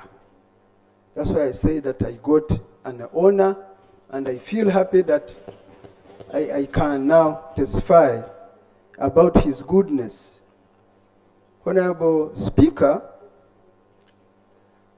that experience tells me a lot about what I see around. I traveled with Honorable Kyemba to the Commonwealth Parliamentary Association meeting conference. He was a diplomat. He was a man of etiquette, good etiquette. And honorable members, especially the men, you need to emulate a gentleman.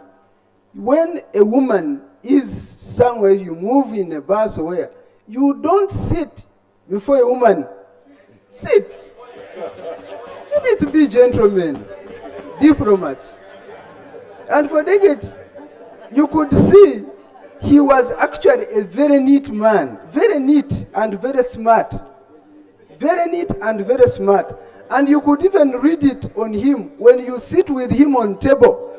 Honorable Speaker, I don't want people to mistake me, but some people don't have etiquette when you sit on the table to eat. We need to emulate this kind of gentleman. He was a gentleman, he was a diplomat, he was neat and a great man and very clever. A Rotarian. For me to know about Rotary, it was Honorable Kyemba. He was a very good Rotarian. He lived Rotarian. He moved Rotarian. He ate Rotarian. Every time you'd move, you would find him with these neat badges. He was so decorated. And I would times ask, why don't you give me one? He said, you join a Rotary. He actually encouraged me to join Rotary, although I never joined. Probably in his remembrance, I should join a Rotary. Yes. And Honorable Speaker, I benefited from his being a Rotarian.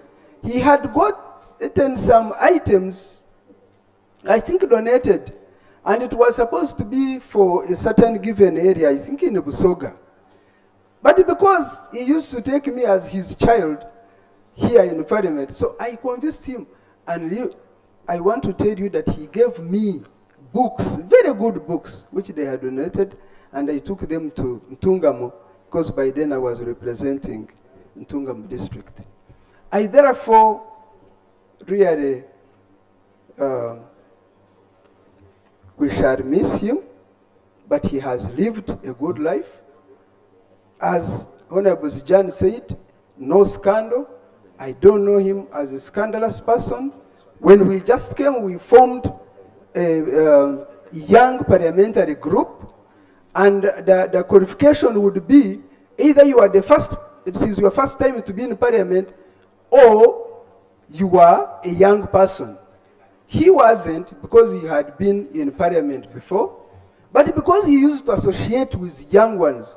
Honorable Kyemba used to move with us, used to advise us, and Honorable Mao is there to testify. That was in the 6th Parliament. I therefore wish him a good rest, and may his soul rest in eternal peace. Thank you so much.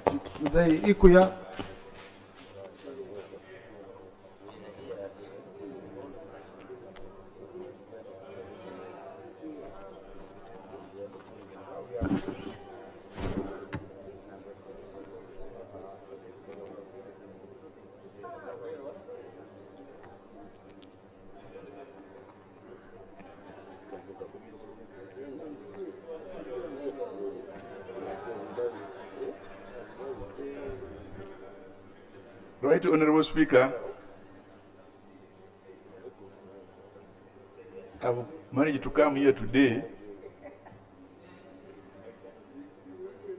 in order to pay tribute to this very illustrious person whom we are now remembering. Normally I have difficulties even of walking, but I had to drag him just to say, to have these few words. As an elder, in fact, I'm now also, I'm accorded these days the respect of an elder. Because it happens that only some years back, I still thought I was active and strong.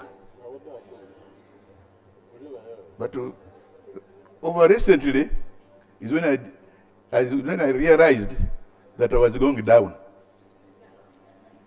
In my village, you say,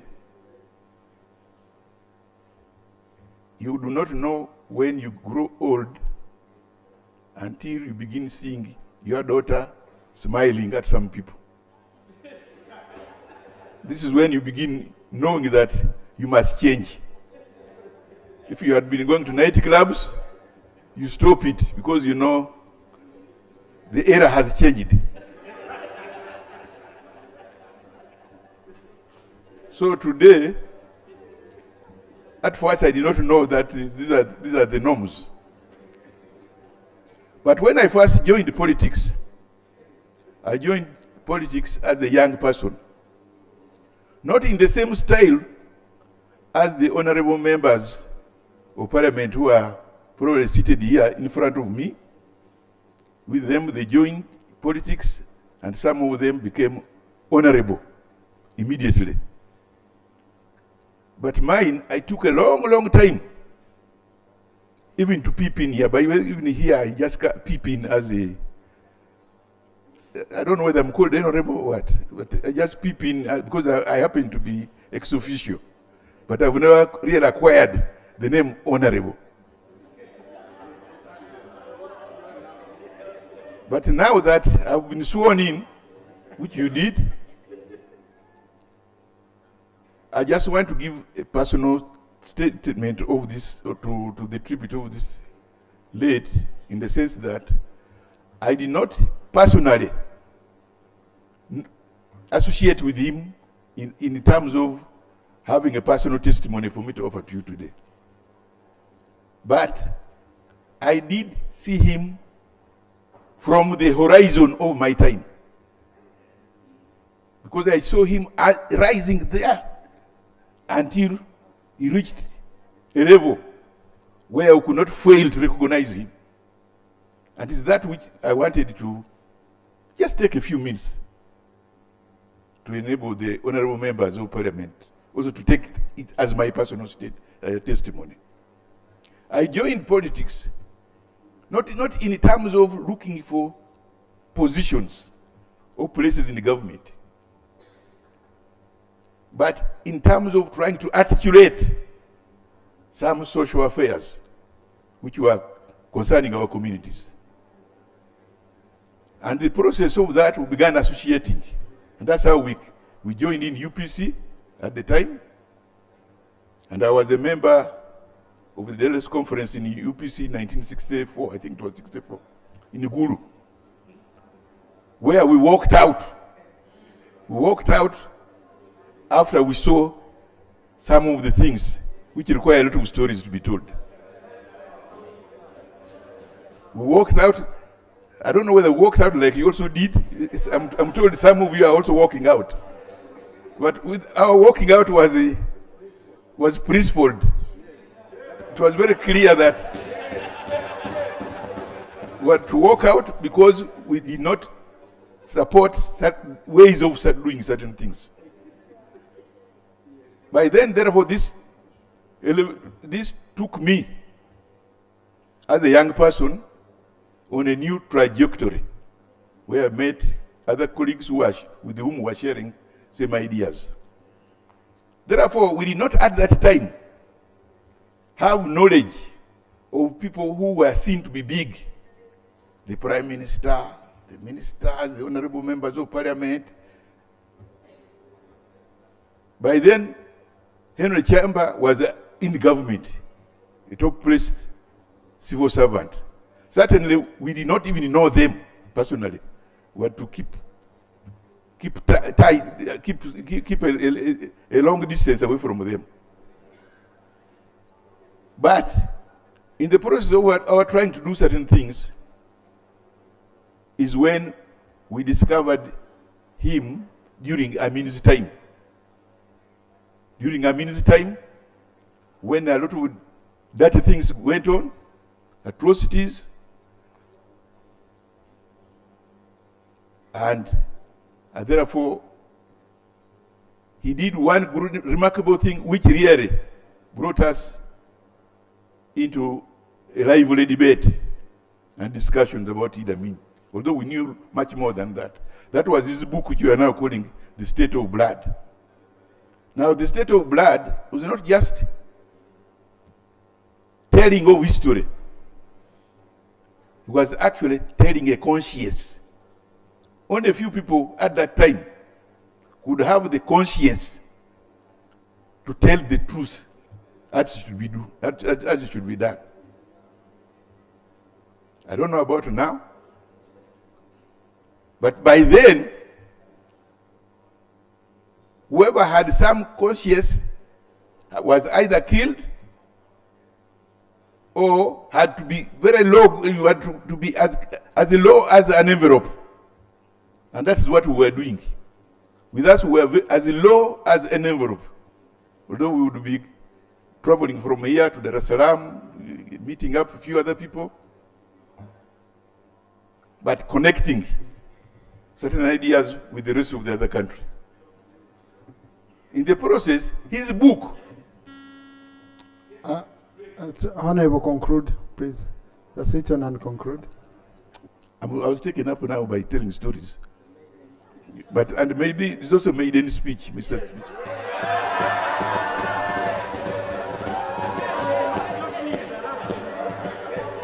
And I thought it's also a good, it's normally parliamentary etiquette that maiden speeches are allowed. But anyway, because today is not the day for maiden speeches, I want only to say that the fallen person whom we are having here has left a great mark, in the sense that, one, he left us a book called State of Blood, which was a very conscientious research on Idi Amin, and helped us to struggle against Idi Amin very well.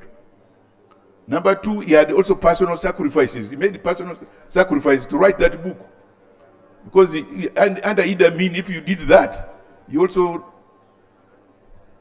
to go away as he did, you must have personal sacrifice that you pay. But thirdly, he has, as you are saying, he was a Mr. No Scandal. And the fact that he remained no scandal, therefore, to me, he carries part of our tradition. The tradition which we had, the struggle for a better Uganda, which he reflected in his personal attributes. And I wish if all of us were able to carry on the same attributes, I think this is when we'll be able to give him a fair send-off.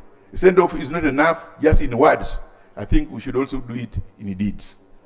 Thank you. May his soul rest in eternal peace. Thank you. Now, honorable colleagues, of course, it's a very big opportunity for some of us to listen to such an elder telling the history, people who are there as witnesses, who saw whatever went on in the country, and would want to give more and more time, but unfortunately, you know, we have more people who would want to make a contribution. But we really appreciate you, Honorable Ikuya. In the public gallery this afternoon, colleagues, we have students and teachers of Musana Vocational High School from Iganga Municipality. They are represented by Honorable Mugema Peter and Honorable Kauma Sauda. They've come to observe proceedings of this house. Please join me in welcoming them. We have also been joined by our very own former colleague here, the Honorable Felix Kraije. He has come to observe proceedings of this house. Honorable Namuyango, then Honorable Kotogong. Thank you, Right Honorable Speaker. Right Honorable Speaker, I stand to join colleagues to pay tribute to a gentleman, a son of Africa, who lived a very, very focused and purposeful life. In 1994, I got an opportunity to join Parliament as one of the first youth MPs representing Eastern Uganda. And the 5 youth MPs, 4 were girls. Dr. Chambade, Honorable Bintu, Namuyango, and Honorable Nampera. And only one, Honorable Tiv Mark, was a boy. And of course, we were joining people who were mature, rich, educated, and we had to look for people to look up to. So we saw a gentleman, well-dressed, ever smart. He spoke less,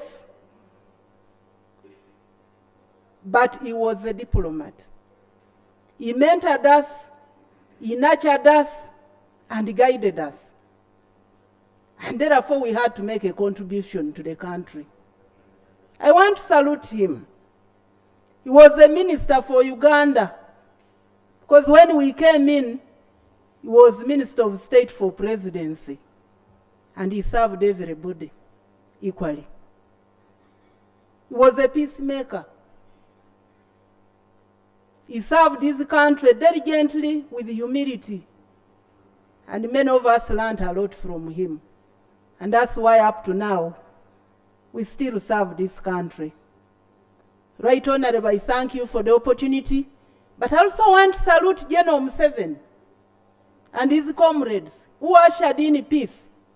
We are hearing stories of people who are still looking for the remains of their own. But here we are, Mama, Mrs. Kyemba, and your children, the family, you have an opportunity to bury Kyemba. We want to salute you, Honorable Kyemba, for the contribution you made to this country. May the good Lord reward you and sustain your family. I thank you, Right Honorable. Thank you, Honorable Namyangu. I'll have Honorable Okotogom, Honorable Katuntu, Honorable Nandama Fabi, Honorable Baba, Honorable Rumumba, Honorable Isabedi Didi, Honorable Mbayo, Honorable Bajire, Honorable Asamu. Mr. Speaker and honorable members of Parliament, I stand here to pay tribute to a gallant son, a great leader, a patriot, and a true Ugandan. I first met the late when I joined Parliament in 1996 as a young person. We had just left Makerere University with my colleague, Honorable Mao Norbert, and we joined Parliament to make a contribution to this country. So when I reached here, as my colleague said here, most honorable members were very old members, highly intelligent, with impeccable record. So it was even very difficult to fit within that parliament. These are people who have worked for so many years. These are people who have been to exile. These are people who have money.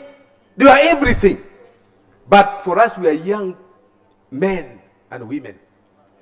So when I joined, I was actually mentored by the late because of his character, because of his demeanor, and his way of doing things. When you are around him, you will find peace and comfort. When you are around him, you will be guided and sincerely guided. I remember when I joined NRM, because I came as UPC, people who believe in multi-party politics. So in 1998, I decided through his wisdom and guidance to join the NRM. And as a strong leader then, there are people who supported me to take the chair of NRM Parliamentary Caucus. I was actually the chief whip that time. I belonged to the political high command that time. And I got wisdom from him. One situation was so difficult and complicated for me. When Honorable, the right, His Excellency, the former candidate, Besigye, wrote a dossier when he was still a serving military person. I was the chairman. Then I was directed by the High Command to write to him and the caucus to listen to him. So when I wrote my letter to Besigye, he declined to appear. Then I was guided that I should use Salim Saleh, then his wife, Winnie Byanyima, so that we meet In my presence, I took an elder, Henry Kyemba, to join me. And we met at the hotel up there, the hotel that it was called Conference, the Nile Hotel. So that time, my good brother, Besige, also declined to appear. So we are at a very complicated moment. Before we could move, our brother declared his position as a presidential candidate. So we were at the Hard Rock. But we got good guidance from Honorable Henry Kyemba because of his controlled temperament, because of his vision, and because of his humility. He guided us that let's give him a time, we proceed. Honorable members, I want to inform this country and this parliament that we can only get good leaders when we take trouble to identify leaders. Honorable Henry Kyemba was identified by the former president, Milton Obote, when he had just completed his university, 1962, to serve as his private assistant. And he was elevated to be his principal private secretary until Obote was disposed. Henry Kyemba became a Lango man. And that's why he was very close to me. Because he believed the people of Lango are nationalists. Because in the house of Obote, there were very few Lango people, Lango. Not Langi, we call them Lango. There is no Langi in the Lango. We call Lango. So that time you get Rugunda, you get him, you get Mutabile, you get everyone, including Museveni. Because he told me, Museveni did an interview in public service.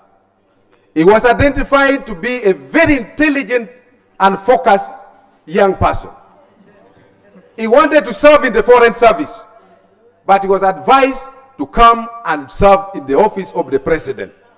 Because President Milton Obote wanted intelligent, honest, and clear young people to join in his office. And from that time, he advised me that if we are to be good leaders, I think you should listen to me today. If we want to be good leaders, we must learn to listen. He told me why President Museveni has taken long in power. It takes time to listen. You can tell him whatever you want. He will take his time to listen. The second point is that you must compromise. In humility, accept to stand low, to lay low. In humility. And allow to compromise. And I want to advise our brothers who are in the opposition. This is the time for us to come together as Ugandans. This is the time we must discuss our issues here in Parliament. And I want to request my brother, who is chairing Parliament very well, the Speaker, allow the opposition time to speak. We want to hear them. We want to hear what they would provide to this country. And we want to discourage issues of mere politicking. Uganda is our country. We must serve it. Whether you're in opposition or in government, we must serve it. And therefore, in conclusion, my elder brother, we thank you for your good service to this country. We thank you for being diligent. We thank you for being honest. And we thank you for loving the late President Milton Obote. And the people of Lango will always remember you. And rest in peace. May God. Thank you. Honorable Abudu Katuntu. Then Honorable Mafadi.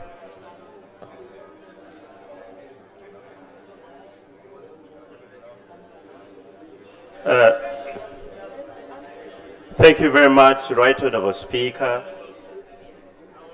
for having given me this opportunity to pay tribute to Mzee Honorable Henry Kyemba. Right Honorable Speaker, it has been very long since I watched a debate in this House like today.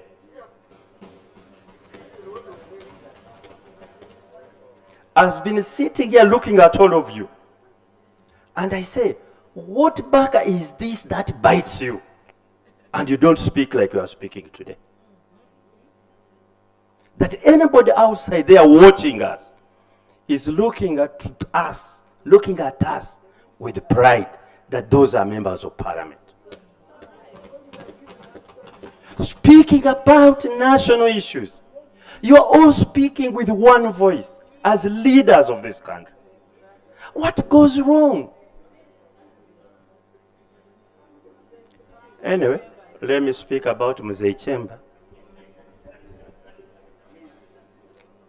Right Honorable Speaker, from my region,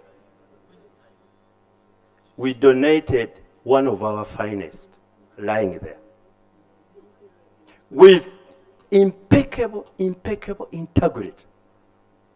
Honorable Zijan is baptizing him Mr. Scandal, Mr. No Scandal. And today, that is going to be a vocabulary, I'm sure. Even on social media and papers, you'll hear Mr. Scandal, Mr. No Scandal. When somebody dies, colleagues, when we are speaking, it's not about him, it is about us whom he has left behind. What lessons do we pick out of his life? This politics of extremism. By the way, Right Honorable Speaker, let me tell you a story. I sit in this particular seat because in the 7th Parliament, one person inspired me to sit here. And is the husband of that lady seated there, Tezira Wacha. That one.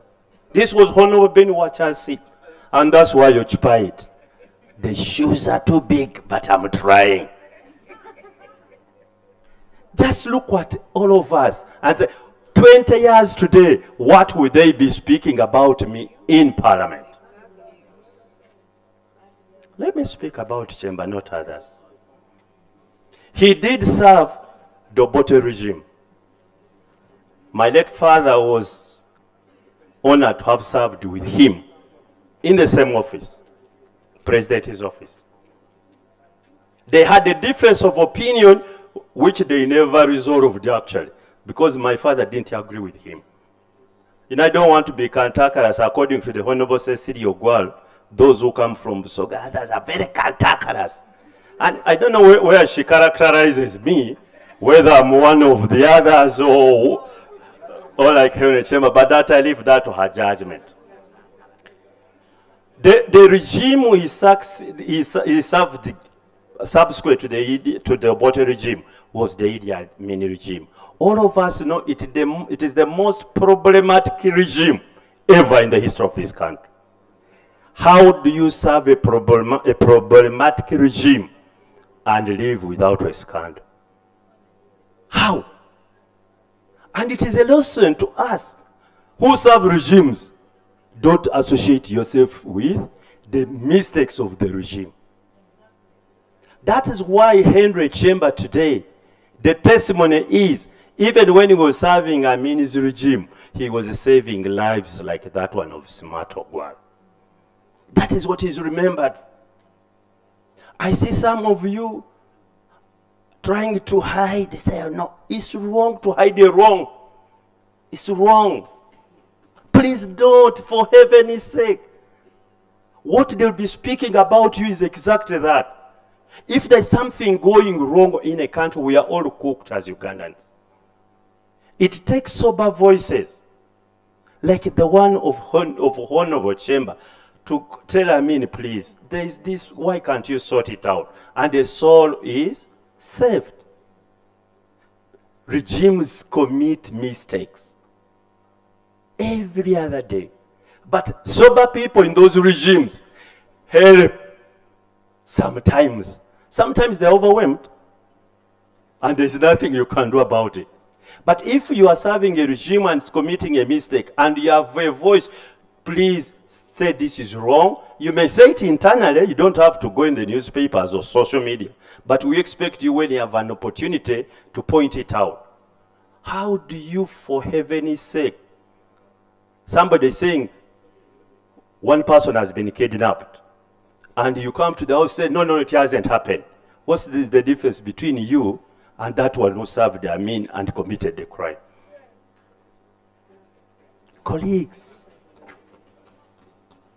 Honorable Kyemba was a great statesman. Why?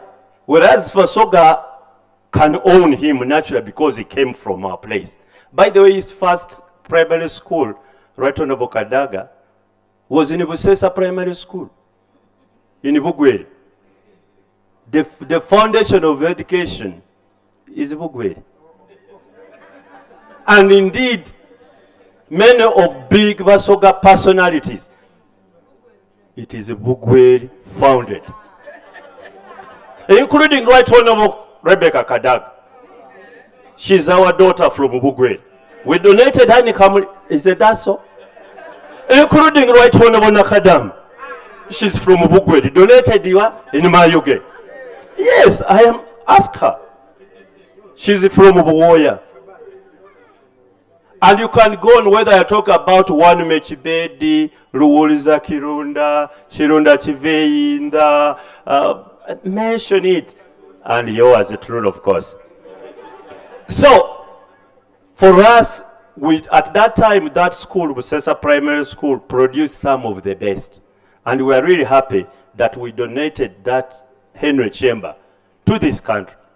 The testimony of Naneba Soga, because, Right Honorable Speaker, 60% of the people who have spoken today are Naneba Soga. So it ceases even to be a tribal issue. How many of you are beyond your small little tribes? Clans. Everybody wants to say, me Musoga, me Munyankore, me Lango.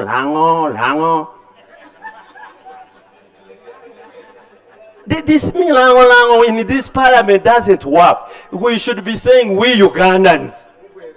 We Ugandans. And that man, that is why he managed to serve the Rotary movement. Because it was service beyond self.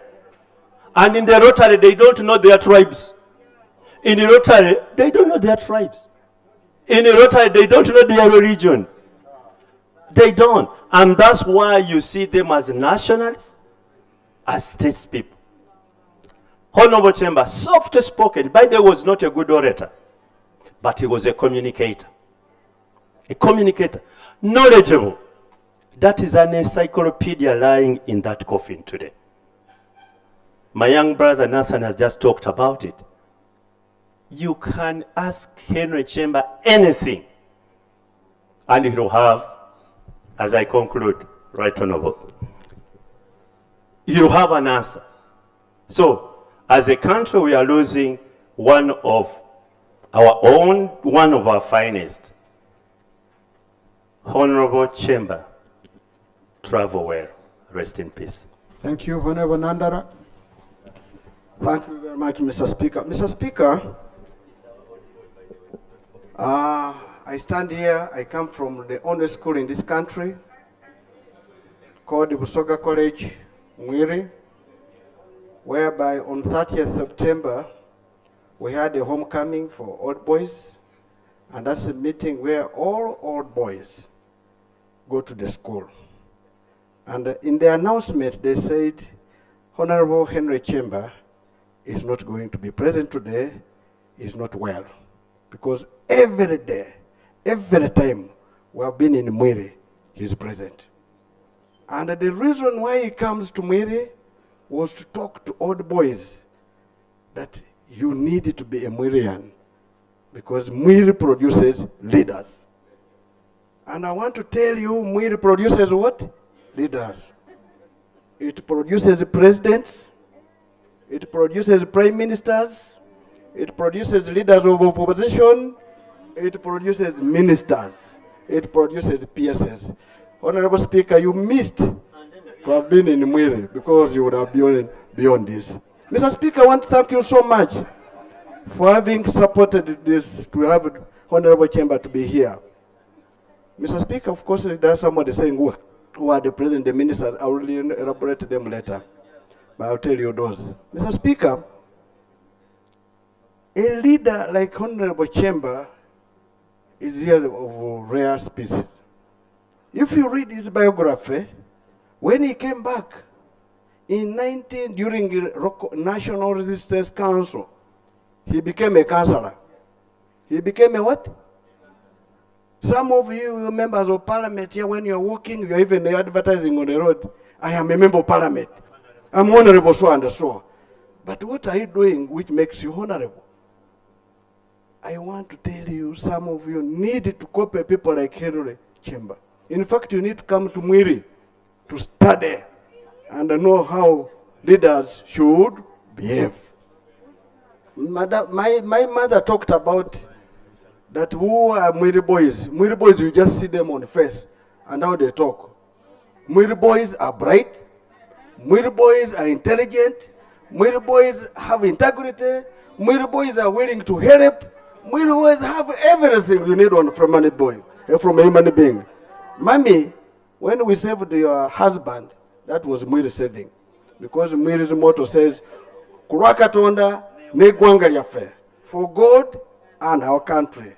Then from there, when Prime Minister, who became a president of Uganda, Dr. Milton Obote, who was in Mwiri, he instead now came and copied our motto and changed from ours to my country. In fact, Mwiri should sue the government of Uganda for having taken their motto without paying them. Now, why am I bringing that? Mr. Speaker, you can see such schools bring people. Where are they now? Where are they now? Those schools, you have heard my mother, Sisi Ogwaro, saying, Mr. Smart came from Lango in the village. Nandala came from Obusamaga in the village. And they went to Mwiri, one of the top schools. Now, those top schools are no more. You have now created private schools, which take children of those who have some little money. And you're not educating now leaders. You are educating people to pass exams, just businessmen, thieves, Jaga people, mention it. That's why when you go in their offices, they even don't know how to write in English. They cannot even pronounce their names. So the death of Henry Kyemba should open the government of Uganda that it's time to go back and review the education system in Uganda, starting with those original schools, which would pick bright children from village schools. Because even if you're in a village in Arua, when you are very bright, you would pass and go to Kisubi, go to Teso College. But where are they now? They are now on zero grazing. And that's why you are coming up here that we should teach people patriotism. Because they don't know Mugisu. If you're in Arua, they only know themselves because of zero grazing.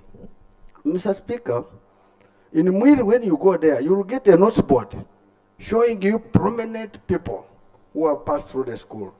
And first of all, they say, those who passed well, those who were head boys, head of schools, of course, those when you pass very well in that school, become head of school, prefects, and mention. Mr. Speaker, when you go there, of course, you'll see our names there. Yes, I can confirm you're one of them. Mr. Speaker, I can confirm Honorable Kyemba is well known. And when he was coming to school, he would talk to the boys about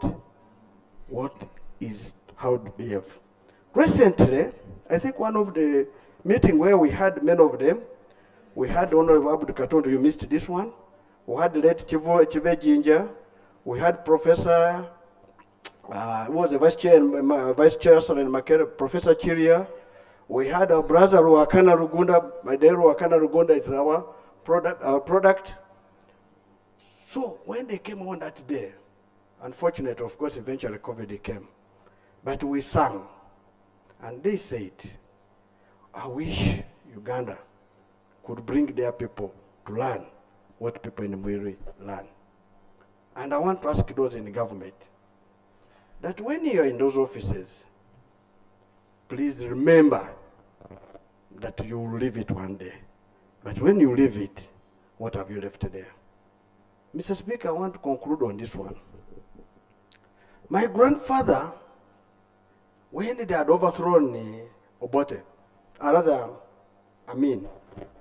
there was a man who was being hidden in one of the bedrooms. So I would go there, I would run away. I asked my grandfather, why is this man here? He said, keep quiet. This man saved my sons. Of course, that's my father and my uncles who went to exile a bit. He's the one who made us get some sugar. I wish Moses Ali was available here, would have been a testimony to this.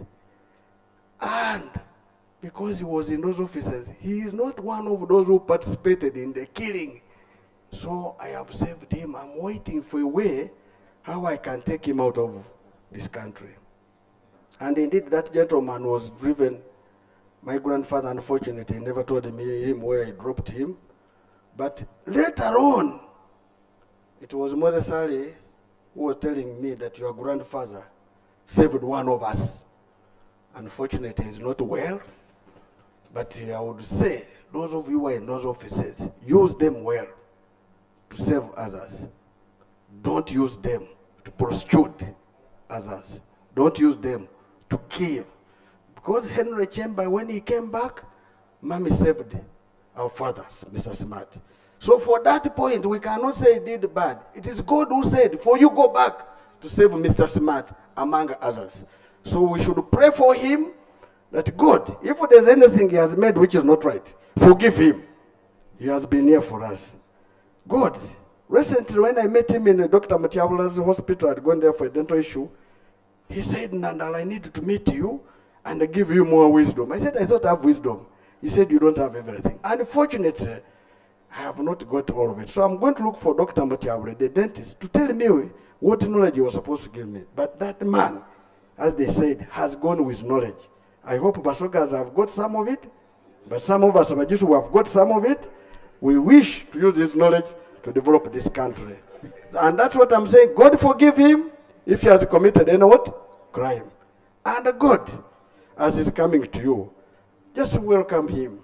It is one-way traffic. We shall miss you, Henry. We love you, but we know one day we shall get you. May your soul rest in peace. Well, thank you.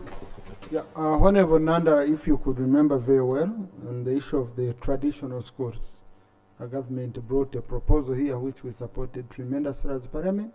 We have been appropriating money for traditional schools, and I hope Mwiri is one of them. If Mwiri has not benefited, it should be benefiting, because the money for revamping is a credible amount. If it goes to a school, it really changes it very well. So, Honorable Baba James, Honorable Rumumba, Honorable Isabidia Idi. Thank you, Right Honorable Speaker and Honorable colleagues. I would like to talk about the power of apology and the power of forgiveness. This was my circumstance with the late Henry Kyemba and the late Wanume Kibedi and the late Godfrey Lure. Godfrey Lure at that time was the Attorney General in Idi Amin's government. Wanume Kibedi was my Minister of Foreign Affairs, and I was a junior officer under him. Years later, when Wanume Kibedi was still alive and he was the chairman of Immigration Board, he arranged for a meeting between me and Henry Kyemba to say sorry to me. I was astounded because When Henry Kyemba was promoting his book, The State of Blood, they really messed me up. I was in Copenhagen heading the mission. They had come to promote that book, The State of Blood. And when one of the journalists asked him, "Do you know James Baba?" He said, "Yeah, we know him very well. He's one of the mass murderers in Uganda." And Kibedi said, "No, I was his minister." And Godfrey Odo said, "Me, I'm the Attorney General. I knew all the state research boys." The following day, my name was headlines in all newspapers. James Baba, mass murderer. Uganda envoy to Denmark, mass murderer.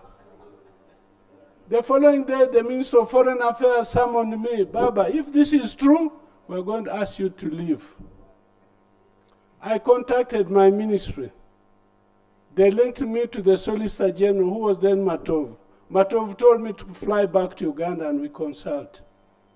Matov told me, "You, Baba, these people are not after you. They're after Idi Amin. You forget about that case." I said, "Sir, I respect your views, but my name is already in headlines. How will I move?" He said, "Okay, in that case, you go and fight your case." So I went back to Denmark. I went to court. I won the case. I got my $14,000 and I kept quiet after that.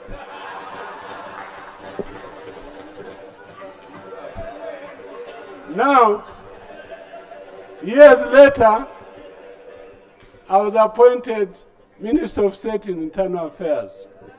And Wanume Kibedi was the chairman of the Immigration Board. He came to me, he said, "I want to talk to you. I want you and Kyemba and myself to meet with you and we discuss something." I said, "I'm available." And that's when the apology came in. Say, "Baba, we do not intend to soil your name. Our job was to make sure Amin's government was brought down. You were just a victim of circumstance." I told them, since that time, I had forgotten about that issue, and I forgive you unreservedly. And today, Honorable Speaker and Honorable Members, I have forgiven Honorable Kyemba without reservations. The important point to make here is that when somebody knows he has wronged you, and he comes to you and says, "I'm sorry," and you know inside you that he's telling the truth, you must forgive him. And that's what I've done. Let's learn to forgive. Our circumstance, our history has been very bad. A lot of people died, were killed, were kidnapped, suffering during Amin's regime. But I was a victim. I came from Koboko, the same area like Idi Amin. And they used me, to promote that book. But that book did a great service to this country, to brought awareness to the world, to the whole world, about the atrocities going here. I think it is very possible it contributed a great deal to fastening and speeding up the fall of Idi Amin's government. Lastly, we still have a responsibility to find out the people responsible for the killings in this country. Profiling tribes, profiling people, that these are killers. Langis were killers, Langos were killers, Acholis were killers, West Nile were killers, is not good enough. We must go into details to the actual killers who killed people in this country and that cause, and I think we can get to the bottom of this and stop this profiling. But, Right Honorable Speaker, my intervention is that we must learn to forgive once we wrong somebody. Thank you very much. Thank you. Honorable Mumba, Honorable Idi Sabiji.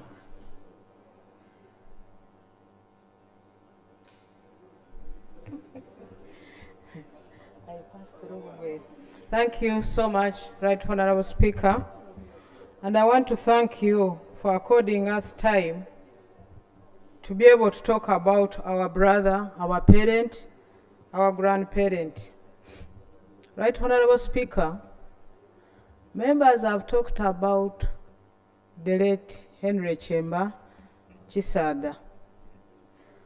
But I want to bring out something that has not been said yet.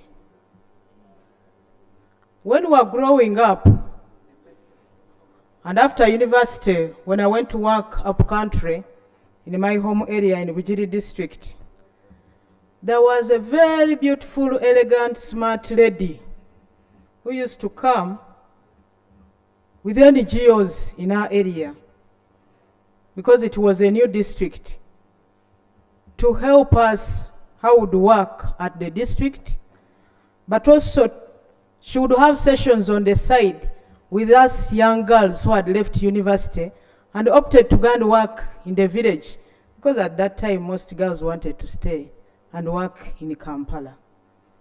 This is a lady who created time to the extent that she taught us how to talk, how to bring out your point clearly, and even how to make sure you develop yourself as an individual, how you can combine your office and work and be able to be happy as a young mother, as a young woman. And this is Janet Kyemba. She used to come with so many NGOs. Today it's this NGO, this NGO. She took up the responsibility of coordinating NGOs to come and work in Busoga and lead them to where there was need. I'm here to say thank you as your product. But that is also a sign that she had a husband who was able to sacrifice and stay, do his work in office, because at that time he was somebody who had just left politics, but would stay home, do her work, and give her the opportunity to also go out and serve the community to which they belonged. I want to thank him, because not many men can do that. I also want to bring out the issue, Right Honorable Speaker, what Honorable Baba has talked about, the issue of forgiveness. I want to thank Honorable Baba on behalf of us Basoga and Busoga. Thank you for forgiving our great father, our great leader. And I say this because equally he himself, he had more or less forgiven the same sub-region from which you come from, and our former president, Idi Amin Dada. Because it was during the regime when he was in leadership in this country that Honorable Kyemba's brother, Honorable Henry Kyemba's brother, called Lume Chisada, disappeared. His son is in the gallery. He cannot give accountability even to the grandchildren because he disappeared. Yet, he was somebody who had a job in Night Hill as a stores manager. The story didn't come out clear. What was the cause? Was it because of politics? Was it because of the job he was doing? Because at that time, being a manager of a store meant that you could influence things by opening, and things are carried to the support of a particular individual, especially in leadership, in politics. But he forgave them, he forgave the president, he forgave, and he went painfully and went and worked with President Idi Amin. But because he had a mission to accomplish, God had wanted to use him for certain things so that people would benefit. I want to thank Honorable Cecily Ogwal. Thank you for telling us that, and we appreciate that as Busoga. When it comes to issues to do with the family, Honorable Kyemba was from a very rich family. His father, Sulaiman Chisada, was an administrator of the Gombola Code, Mayuge. So that means right from that time, the family had money. I want to tell those of you who have just seen money, we saw the family of Mami Chisada with money in Busoga. When his brother called Nathan James Nabeta would go to Bank of Baroda to bank, that day they would lock the whole bank. The whole branch would be locked the whole day. Because a rich man in Jinja, a brother to Henry Kyemba, called Nathan James Nabeta, the father to Honorable Nathan James Nabeta, had gone to bank. But despite the fact that they were educated, despite the fact that they had money, they remained humble in the community. How many of us would carry both education and money and remain humble wherever we are? Let's pick lessons. You have the money, it's yours, it's not for everybody. Keep it to yourself. Yes, you went to school. Use the education to help the community as you help yourself. You don't have to throw around yourself because you carry money and you carry degrees. This we should learn from them. Humility is very important. And by the way, being humble is not simple. But that means you have to sacrifice and make sure you register within your mind to be humble and remain humble in the community, because that's what the community is looking for. Being so arrogant and braggant is not useful to the community. And that's not what you would want the children of others to learn from you.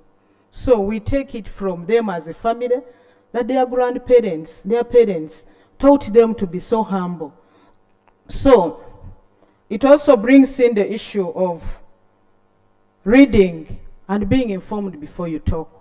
And you talk when you must talk. Mzee Henry Kyemba talked less. But because he talked less, we are here seated. We all want to talk about him. Not because he talked much, but he only talked when he was supposed to talk. And he would talk and have sense in what he's saying. There was a message. And that's why we are here to say, I have this to talk about him. Are we all the same? During our era of politics, of showbiz, I sometimes say politics of celebrity, talking because you have to talk, but are you communicating? Is there a message you are carrying? I want to call on members in this house. Let's carry messages in wherever we get up to talk. Let's carry important messages to the people. And if you don't have anything to communicate, I would really request that we keep quiet and we communicate when we are ready, when we have a message to pass over to people. Lastly, Right Honorable Speaker, Right Honorable Henry Kyemba, whenever we had issues as people in Busoga, when he had retired, he would take off time to call you to his house. And when you go to his house, he offers you food and drinks. And the message is, please, you are the people who are in leadership now. You are carrying our flag out there in the country as Busoga, as Basoga. Make sure you don't do, he would tell you the do's and don'ts. And very few people would always do that for people who are not their biological children. He would always tell you, what is this happening? Can you please play your part well? When I was appointed Secretary General, he called me to his house and he told me, when you go to, people are always insulting, people are always talking this about Amin, nothing good, they always talk about bad things. When you make sure you don't say anything bad about him, because it is your responsibility to go and mobilize the people in West Nile. He was their son. If you've said it in Kampala, when you go there, they will not receive you.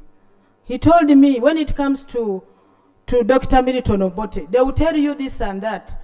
But please don't talk about those things, because that will not enable you to do your work of mobilization. I carried that, and that helped me. So for you, those of you who are aspiring for something beyond your constituency, when you are making submissions here, talk knowing that you might go to that place years to come to request for a vote or for support. They will still be remembering what you said about them. Always be careful. Talk what you can say today and you can be able to defend it tomorrow. I learned this from Mzee Kyemba. He has helped his family. He has helped the sub-region of Busoga. He has helped Uganda. That's why you see, when Honorable Nabeta was talking here, the children are all over the world, because he was destined to serve the whole world. Destine yourself to serve the whole world. May his soul rest in eternal peace. Thank you. Honorable Haj Idi, Honorable Mbayo, Honorable Bajire, Honorable Samo, Honorable Mao. Thank you so much, Right Honorable Speaker. Right Honorable Speaker, I want to thank you so much. First of all, for giving me this opportunity to pay tribute to the fallen gallant son of Africa, the icon of Uganda and beyond. Right Honorable Speaker, at first when you chose me, and then you took a decision later that let's hear from the people who served with the Honorable Kyemba, I think it was the right decision. And it takes me back in our parliament, Right Honorable, which you preside, that the 2 minutes that are given to members of parliament, there is a lot that we miss from colleagues, especially our brothers and sisters who have been in this parliament, and even the young members of parliament, because of the 2 minutes. How I wish that we are given enough time to talk about ourselves and talk about our people and the constituencies that we represent here. Honorable Kyemba was a humble servant of the people. Personally, I did not serve with him, but I've heard many people talk about him. The region where I come from is mourning. But again, when we sat here to begin listening to what really Kyemba did, it has comforted us that today we are sending off a person that served the nation without any scandal.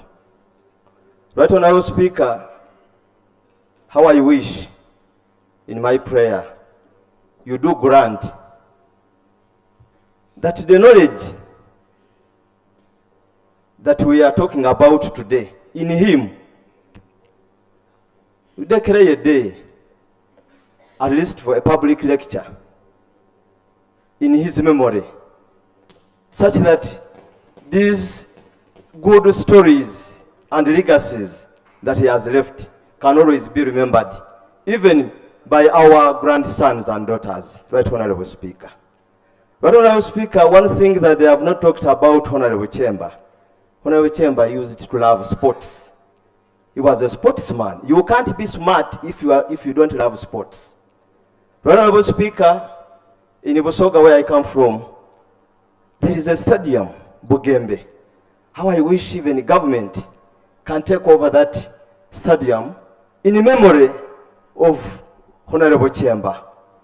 I'm not demanding for so much, but the person lying before us here, Right Honorable Speaker and Honorable Members of Parliament, I want to thank you so much, because many of us, less than 10%, served with Honorable Kyemba, but you have offered your time, you have dedicated it to sit here and listen to the gallant son of Africa. I want to thank you so much, Right Honorable Speaker, and thank the government of Uganda for offering our father a befitting send-off. On behalf of the people of Bunya County South, and on my own behalf, I want to say this: may his soul rest in eternal peace. Thank you, Honorable Estambaya, Honorable Bajire. Now, honorable colleagues, I'm seeing most of you are making for me signs to pick you. Some are sending me. It seems you just want to speak and go out and leave me here. So otherwise, why are you rushing? Okay? I've decided we usually have 2 hours for paying tribute. I moved this session from 10 a.m. to 2 p.m. It was intentional. I made an intentional decision of giving the rate a minimum of 4 hours in this parliament. So you have to bear with me so that we push up to around 5:45 to 6 there so that most of you can contribute. Honorable Mbayo, but let's be conscious of time. Thank you so much, Right Honourable Speaker. Right Honourable Speaker, allow me join the rest of my colleagues in supporting the motion to pay tribute to a gallant son of Uganda who has lived life worth celebrating. On behalf of the people of Luka and on my own behalf, I send my heartfelt condolences to the family of the Honorable Kyemba, the people of Busoga, the Chabazinga of Busoga, and the government of Uganda. Right Honorable Speaker, I want also to thank the President of Uganda for according the Honorable Kyemba an official send-off. Right Honorable Speaker, the Honorable Henry Kyemba is an icon of a true statesman, a patriot, a politician who had a very unique and humble character that made him serve in his 3 governments, some of which were very hostile and difficult. Right Honorable Speaker, Honorable Kyemba's maternal grandfather, Daudi Mutekanga, is my maternal great-grandfather. And when I was appointed a minister in charge of the presidency, the Honorable Kyemba felt like they had appointed his own. He called me with love and humor to his home. He wanted to take me through what entails in the presidency. And he indeed told me the do's and don'ts of presidents.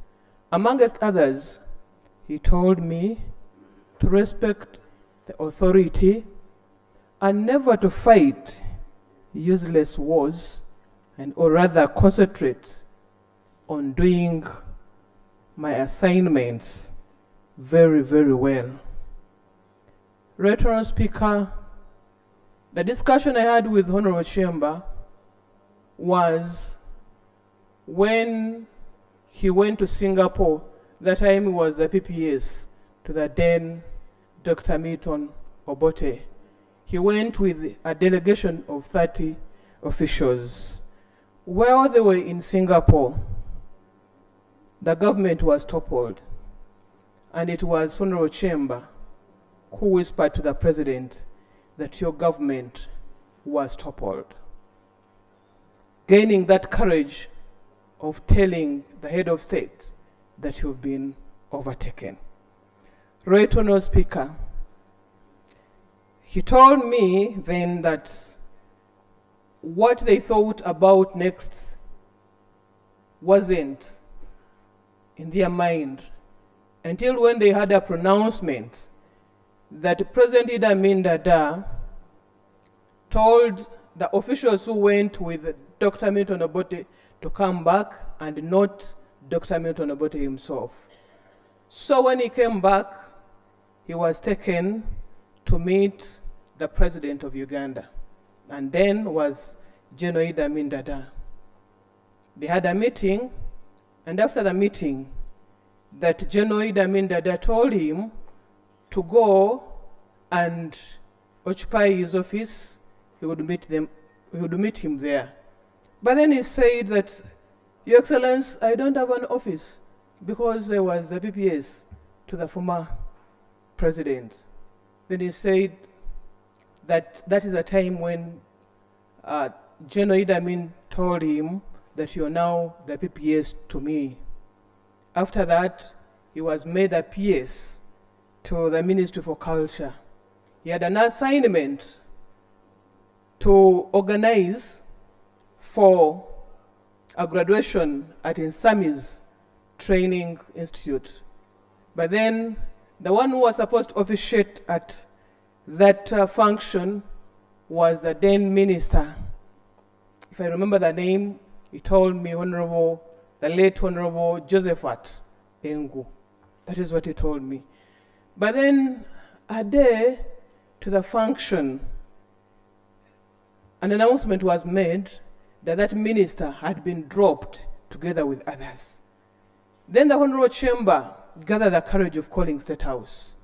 When he called State House, he talked to the president then, Idi Amin Dada, and he said, Your Excellence, tomorrow we have a function, and I don't know who is going to officiate at the function because the minister has been dropped. He told me that then Idi Amin told him that you're now the minister for culture and you have to take over and officiate at the assignment. So that is how he achieved his positions miraculously. And I think it was because of his humble way of doing things, the way of handling himself. He told me how he became a minister for health. He told me how he went to exile, and he told me how he came back to join NRM. Right, Honourable Speaker, time came when I felt like the Honourable Kyemba had told me enough. I wanted to leave. He said, Mama, don't go. I still need you. I still want to talk to you. Then he started taking me through, you know, in his sitting room, there are some newspapers pinned all over where he was presiding over functions, where he was attending international engagements, and he was telling me one by one. I had to stay with him for the next 2 hours. When I told him I now want to go, he kept on holding my hand and he said, I wish you the best, but the office that you're occupying needs somebody who is patient, and you don't need to talk a lot. You need to talk a few words and perform and perfect. I've lost a brother, I've lost a mentor, I've lost everything. I have nothing to say, but I want to say that may the good Lord lead your way as you join him. Rest in peace, my brother. Thank you. Thank you, Honorable. Honorable Bajire, Honorable Samo, Honorable Mama.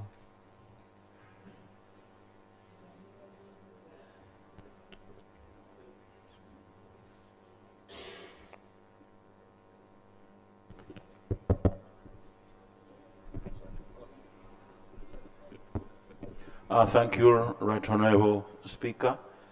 Right Honorable Speaker, I stand here to support the motion of paying tribute to our gallant elder, our gallant leader, our gallant comforter, our gallant guider, who came out with all his best to serve this country. Right Honorable Speaker, I met Honorable Kyemba when I was a young boy in Kira College, Butichi in 1989. He came at school. That day, I remember, was a sports day, and most of the students had gone to the playground. I was the games prefect, and I was engaging with the members of some of the members of staff before I got down to the playground. So as I came out, I saw a sleek car parking in front of the administration block. I walked straight and went to the vehicle. Then a policeman came out, opened, and a gentleman dressed decently came out. I had not known Kyemba, Honorable Kyemba, I had not met him. And I stood, because when I saw somebody in uniform, I stepped, because we had been directed that when a visitor comes, you welcome him or her. So I'd moved to welcome, but when I saw a policeman, I stood at a distance. So when he came out, he called me, young man, who are you? I introduced myself to him and asked me, is the headmaster in the office? I said no, but the deputy head teacher is in the office.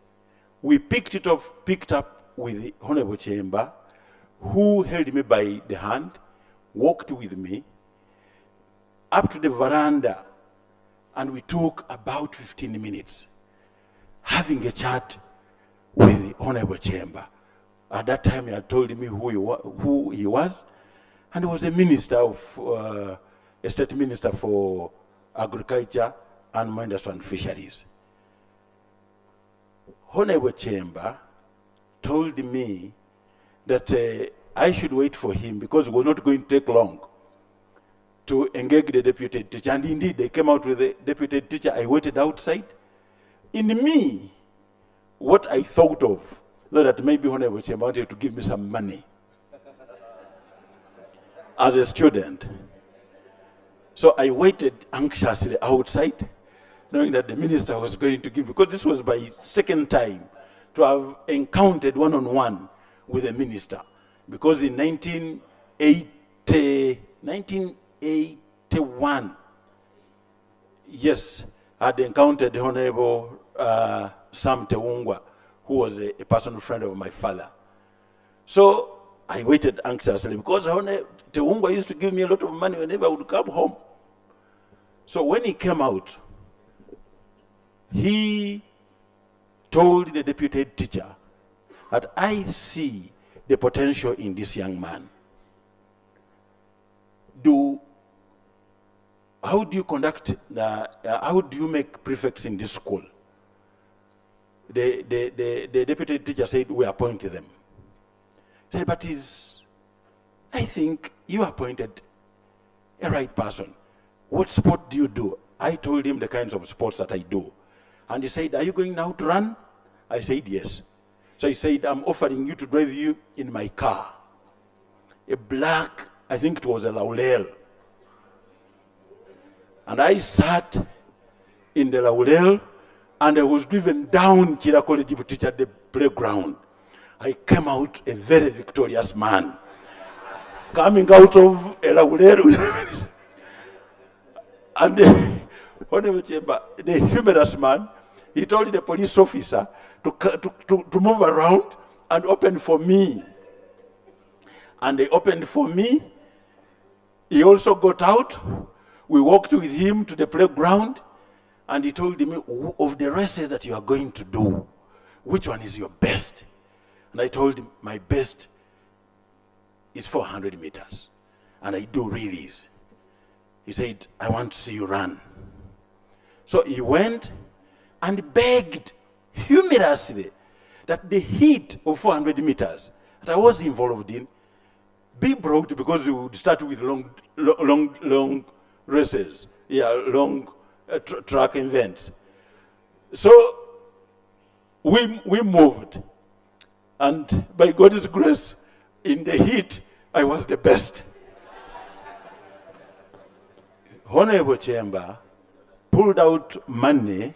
I remember it was, I think, 1,000 shillings. I had a field day that month because it was a lot of money, and he gave it to me. After about 3 weeks, my head teacher, Mr. Isabiri Aga, came to class looking for me. And he had brought me a dozen of books that Honorable Kyemba had sent to me. He picked interest in me after the... So I had an opportunity to meet the gentleman we are talking today. But before I go there, Honorable Kyemba was the Minister of Health. My mother was a nurse. And whereas I recognize the government of UPC which built the hospitals, it was under his leadership that these hospitals were commissioned. And the first time I saw a minister, I was a young girl, and those days when the of Honorable Kyemba under the wrong time of Idi Amin. But I'm telling you, the hospitals were sparkling, they were smart. He wasn't moving around as a minister, but his administration was felt even when he was not there. You find the nurses saying, if Kyemba comes, Nobody would steal medicine. Nobody would do anything bad. The hospitals, right from the kitchen, were smart, and food would be given there. That was the administrator in the man called Henry Kyemba. How many of us emulate that? These days as ministers, with due respect to the ministers, we want to be everywhere. How do you put in a system which people will feel that you are there when you are not even there? And I want to give him credit. It's a lesson I learned. I saw a man who was smart, very smart. And those days when you saw a minister, you would admire. And when he was smart, smart in his body, smart in the brain. And when he welcomed Amin, let me tell you, Amin also had a good step. Whereas we talk about bad things, but he was also a smart man. And I'm telling you, when they are walking, you say, this is what means power. And that was power that time. And I want to respect this gentleman lying here. When he was a president for, I think, Rotary something, he met me and said, you're a member of parliament for people with disabilities. And you know, sometimes we give out things, wheelchairs, we give out certain things. Could it be okay for me to invite you to one of our meetings? I said, which type of meeting? So when he described, I found a man who was national. He was not thinking Busoga. He was thinking for every person. This man is a great man, he's a rich man, but even a person like Asamo, who was a disabled, he would still walk to you and talk to you in a very polite way. He comes smiling. And when you look at him, you say, does he want to talk to me? And says, yes, Honorable, can I know who you are? By the time you explain, he's already giving you a way of wanting to support the people you represent. And that is the great man we have here. As we sit here talking, Kyemba is not hearing. Please, many people have talked. As members of parliament, we need each other. Whether you're in opposition, whether you are an independent, whether you are an NRM, anything can happen. We need to work together. Sometimes we give a bad picture out there, and people look at us and say, what type of parliament? Even if it is one person. In my tribe, we are told one frog can spoil the whole water in the what? In the lake. How I wish we emulate Henry Kyemba and get lessons that will make his memory be remembered in this country. I say all this in the memory of my own mother. He was a very good minister during that time. And I want to say, rest in peace, our elder. We shall always remember you until we meet again. Thank you. Thank you. Mao, Ekanya, Taka, Bwire. Please, honorable colleagues, I'm choosing honorable members, I'm not choosing strangers. Yeah, so if I pick a member and I hear you saying, hey, I'm picking members of parliament, not strangers, okay? Please, honorable Mao.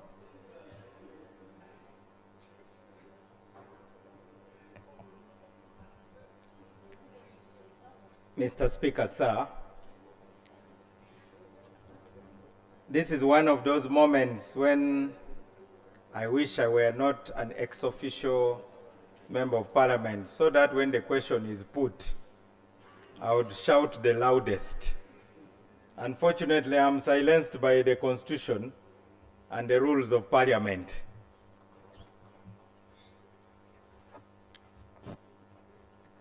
We shouldn't reduce the Honorable Henry Kyemba to the size of a school, to the size of a clan, to the size of a community.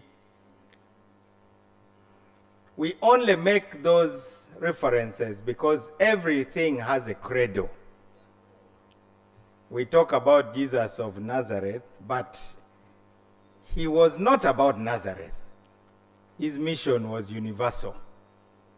Just like the mission of this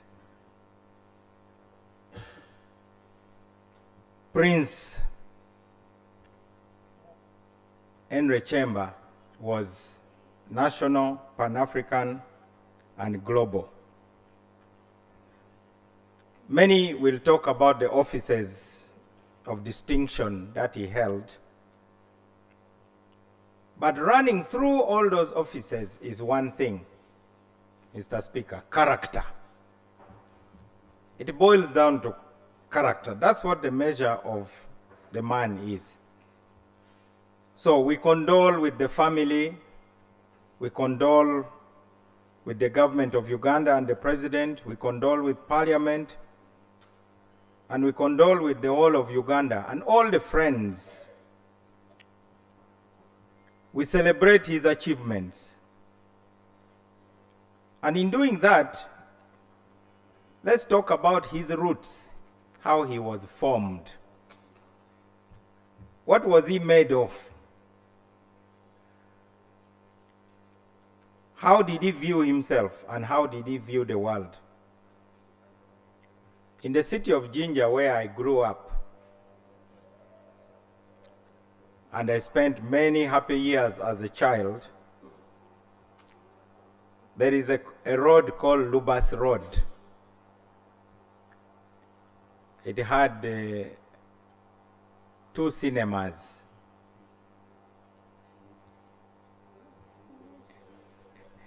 Those who know, they know. Town talkies, dingos. But there was also a very well-known law firm where I did my internship, Mutiabule Kisada and Company Advocates. And that's where my story and connection with the Honorable Henry Kyemba begins, because Senior Counsel Elijah Mutiabule Kisada was my professional mentor. He carried himself the very way that Honorable Henry Kyemba carried himself, with dignity.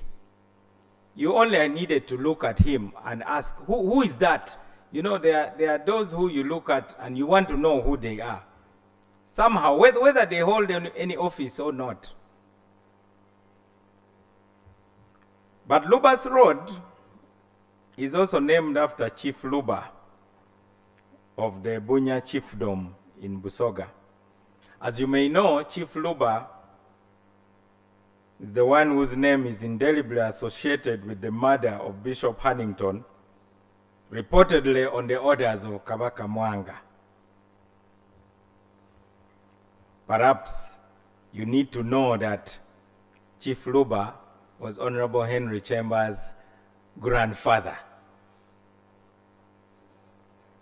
He used to joke that because of the notoriety of the murder of Bishop Hannington, their family had to do something spectacular, so they produced a bishop. As a way of making amends with the church and perhaps God. So, Honorable Baba, your amends came much later, perhaps. The real amends were already done in the bigger platform.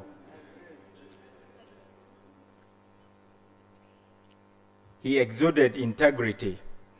Of course, integrity has many definitions, but mine is that integrity means doing what is right rather than what is convenient. What is convenient is usually the things which will bring applause. Sometimes what is right is not really convenient because it may attract insults sometimes. And I'm sure he's going to be scrutinized forever. But you cannot understand something unless you understand it in its very context. Americans celebrate George Washington, but they don't know that he owned slaves.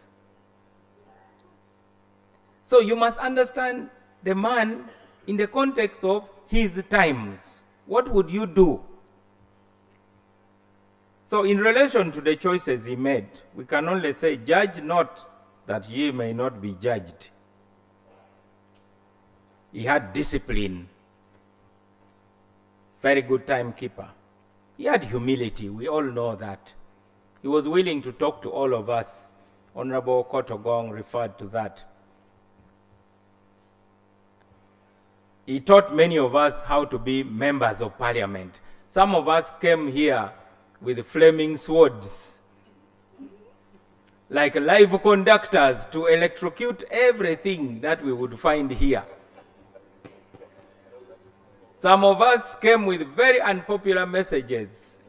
I think, Mr. Speaker, I may be on record as probably the most booed MP in the record of Parliament. Every time I opened my mouth, it's as if I was saying something people didn't want to hear. E.g., talk to Joseph Kony. Oh, this, that. And you say, give amnesty. Return multipartyism. Never. But you must listen to that voice inside you. That is what was referred to here as conscience. After all, some things change, some things don't change. So you are better off fixing your eye on the things that you know will never change. He had courage. There are two types of courage. There is the physical courage, as in facing physical danger. But there is even the tougher kind of courage, which is moral courage, which simply means taking a stand. That book was banned in Uganda. Those who were alive, they know that. State of Blood was banned because it said things which the government did not want to be revealed. So, as I close, Mr. Speaker, and in the spirit of peering beyond the horizons in our country is hurting. Our country needs reconciliation. Not reconciliation between two people, but reconciliation between the building blocks that make Uganda. If you are lost, you go back to a familiar place. Those of us who took long to come to Kampala, we knew, for instance, the post office. So if you got lost, you ask, where is the post office? Even if that's not where you are going. But at least you are sure that from the post office, you can find your way. So let's go back to the Constitution, because that should be the real point of departure, because that is the consensus on which we are building ourselves. I beg to disagree with those who are talking about scandal, no scandal. In this world, there's something called redemption. Actually, Peter, who formed the foundation of the church, was very scandalous. And he committed a real scandal of denying Jesus. Paul, who we quote every day in the Bible, was full of scandals. So let us realize that nations are built because of a commitment to renewal. A nation can renew itself. Every institution can renew itself. And sometimes it is those very people who you think they fall below the standards who may come and do the things. How could de Klerk, the leader of the party of apartheid, be the ones to be the partner of Mandela? How did Moi become the architect of the new constitution of Kenya?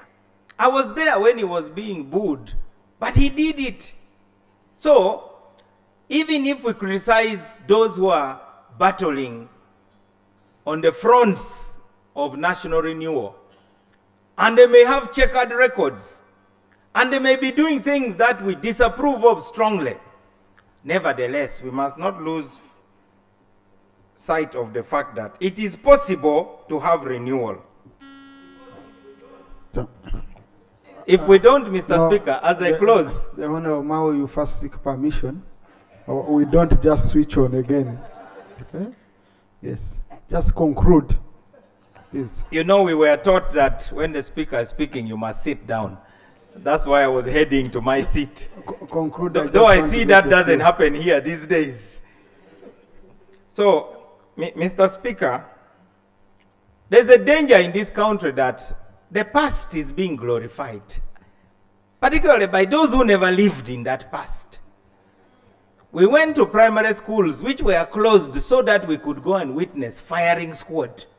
We were children, and an army jeep would come and close the school and say, there is an important event taking place. Come and witness. We lived washing clothes with pawpaw leaves because there was no soap.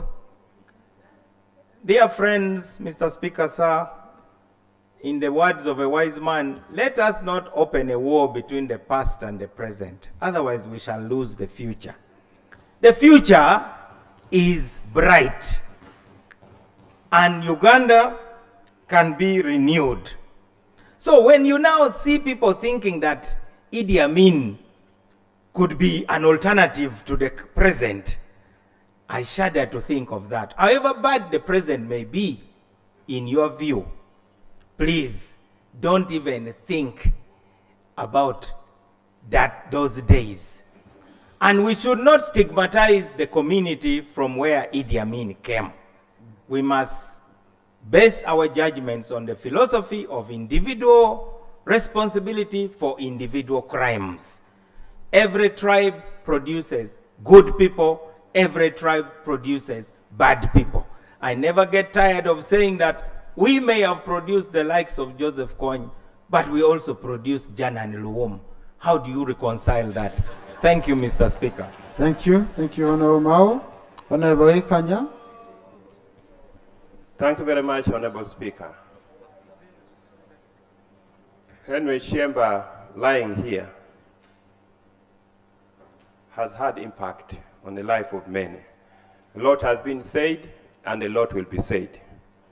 But from my standpoint, Honorable Speaker and Honorable colleagues, completing the University of Makerere University,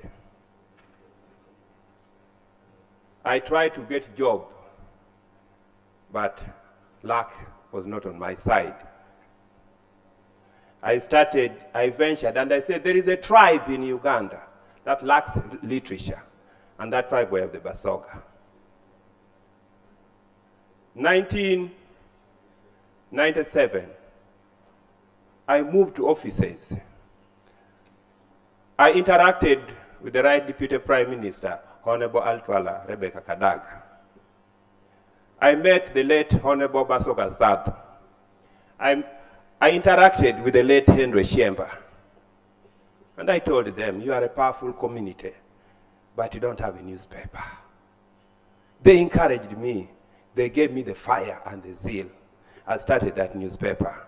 The Right Honorable Deputy Prime Minister seated here sent the late Basoga Sadhu to launch the Lusoga newspaper, and I was the executive director in Jinja. I want to thank Henry Kyemba lying here, and Mama, and the late Kodeyo.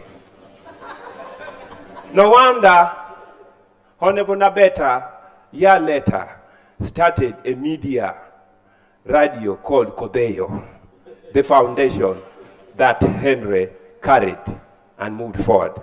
Right Honorable Speaker and colleagues, to cut the long story short, we can talk until the hens come home.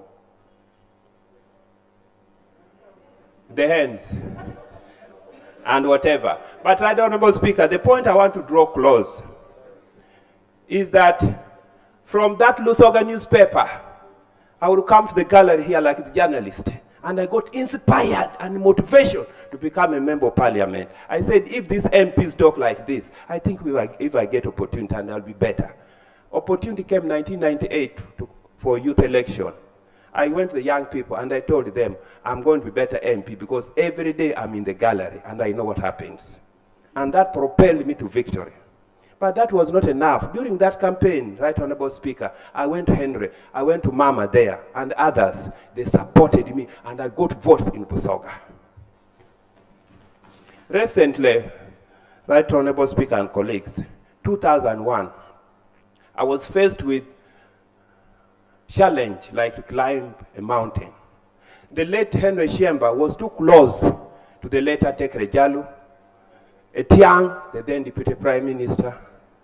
The late Etiang was the one who comes from a constituency where I had interest. The late here, I consulted him. He told me, we have talked to our colleague that we need to retire. But I don't know whether he will. So I give you the blessing. For me, I am going to retire. Try your luck. God will be with you. Henry, forever I'll be indebted to you and my family and my generation. Finally, Honorable Speaker, in this country, we lack one important graduate as I close.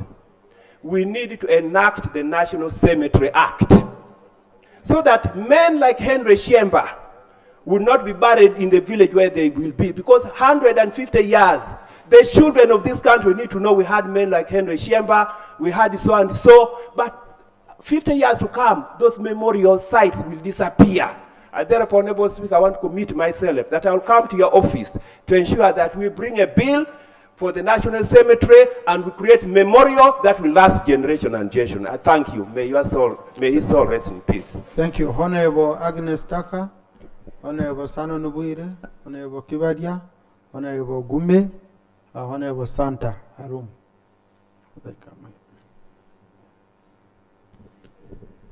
Thank you, Right Honorable Honorable Speaker. colleagues, I'm trying to first give, and I want to be honest, MPs from Busoga, I would want to give them an opportunity.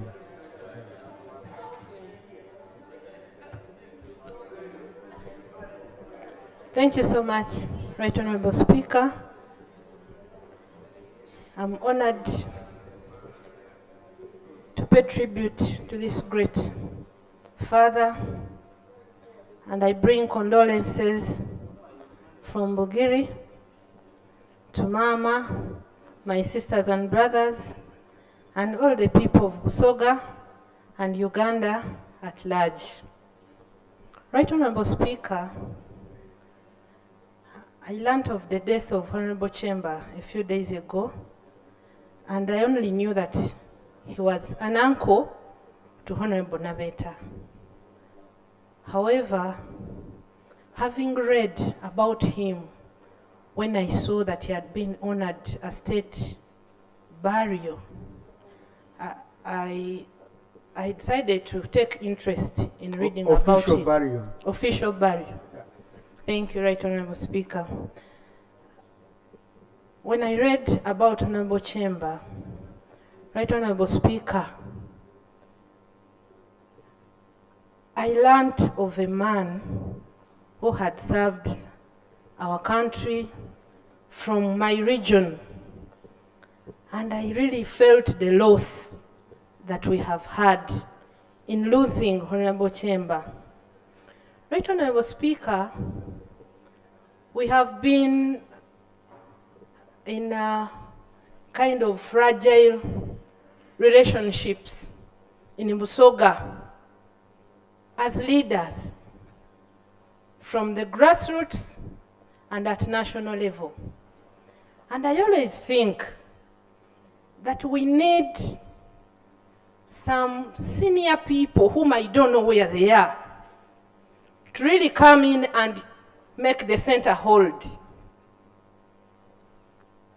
And I feel that we have really lost somebody who would be of great, great importance to us.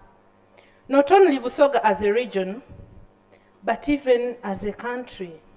Right now, there is debate on a lot of factions, and I don't want to repeat what Honorable Mau has said, but we are somewhere around where we need to transform to somewhere where we don't know. I would request that we have a profile of our elders, national leaders, former national leaders, but elders from every region who can be at the forefront, who can be our consultants, so that we are able to sail through this period that we are in. Right Honorable Speaker, as I conclude, Honorable Kyemba was a family man And I want to commend him and Mama for nurturing their children well. Right Honorable Speaker, you had Honorable Naveta introducing most of these people coming from UK, wherever. But when you look at them, they depict people who were nurtured. The way they addressed most of us as modern parents, sometimes we have failed at it. When you see our children at graduation ceremonies, moving in skimpy clothes, even at certain ceremonies like this, a parent has passed on, and you see how somebody will present themselves and you look down as an African. Thank you, Honorable Kyemba. May your soul rest in peace. Thank you. I think I've been, I'm one of the beneficiaries of the generosity of that family, because Honorable Nathan Nabet has been a great brother to me, even before I came to Parliament, before I was a member of Parliament. And then after, of course, I met Alfred and Syria, who have also been very good friends to me. So I've benefited from the generosity of the family. It's a very, very great family. Yeah. Honorable Sanon. Thank you very much, Right Honorable Speaker. Right Honorable Speaker, when the elders speak for many minutes, for me who is averagely aged, I have to speak for a few minutes. But I want to thank you, Right Honorable, for respecting Honorable Kyemba, allowing his body to be brought to Parliament, and we eulogize together. Right Honorable, in the morning, you see I'm new in Parliament, but while we were standing there to receive the body, you somehow took some few minutes when you were not arriving. So my colleague whispered to me that the speaker has delayed. Let me think we shall not get the same shock as one of the people who died and the speaker almost failed to appear. When you came, Right Honorable Speaker, I was really energized.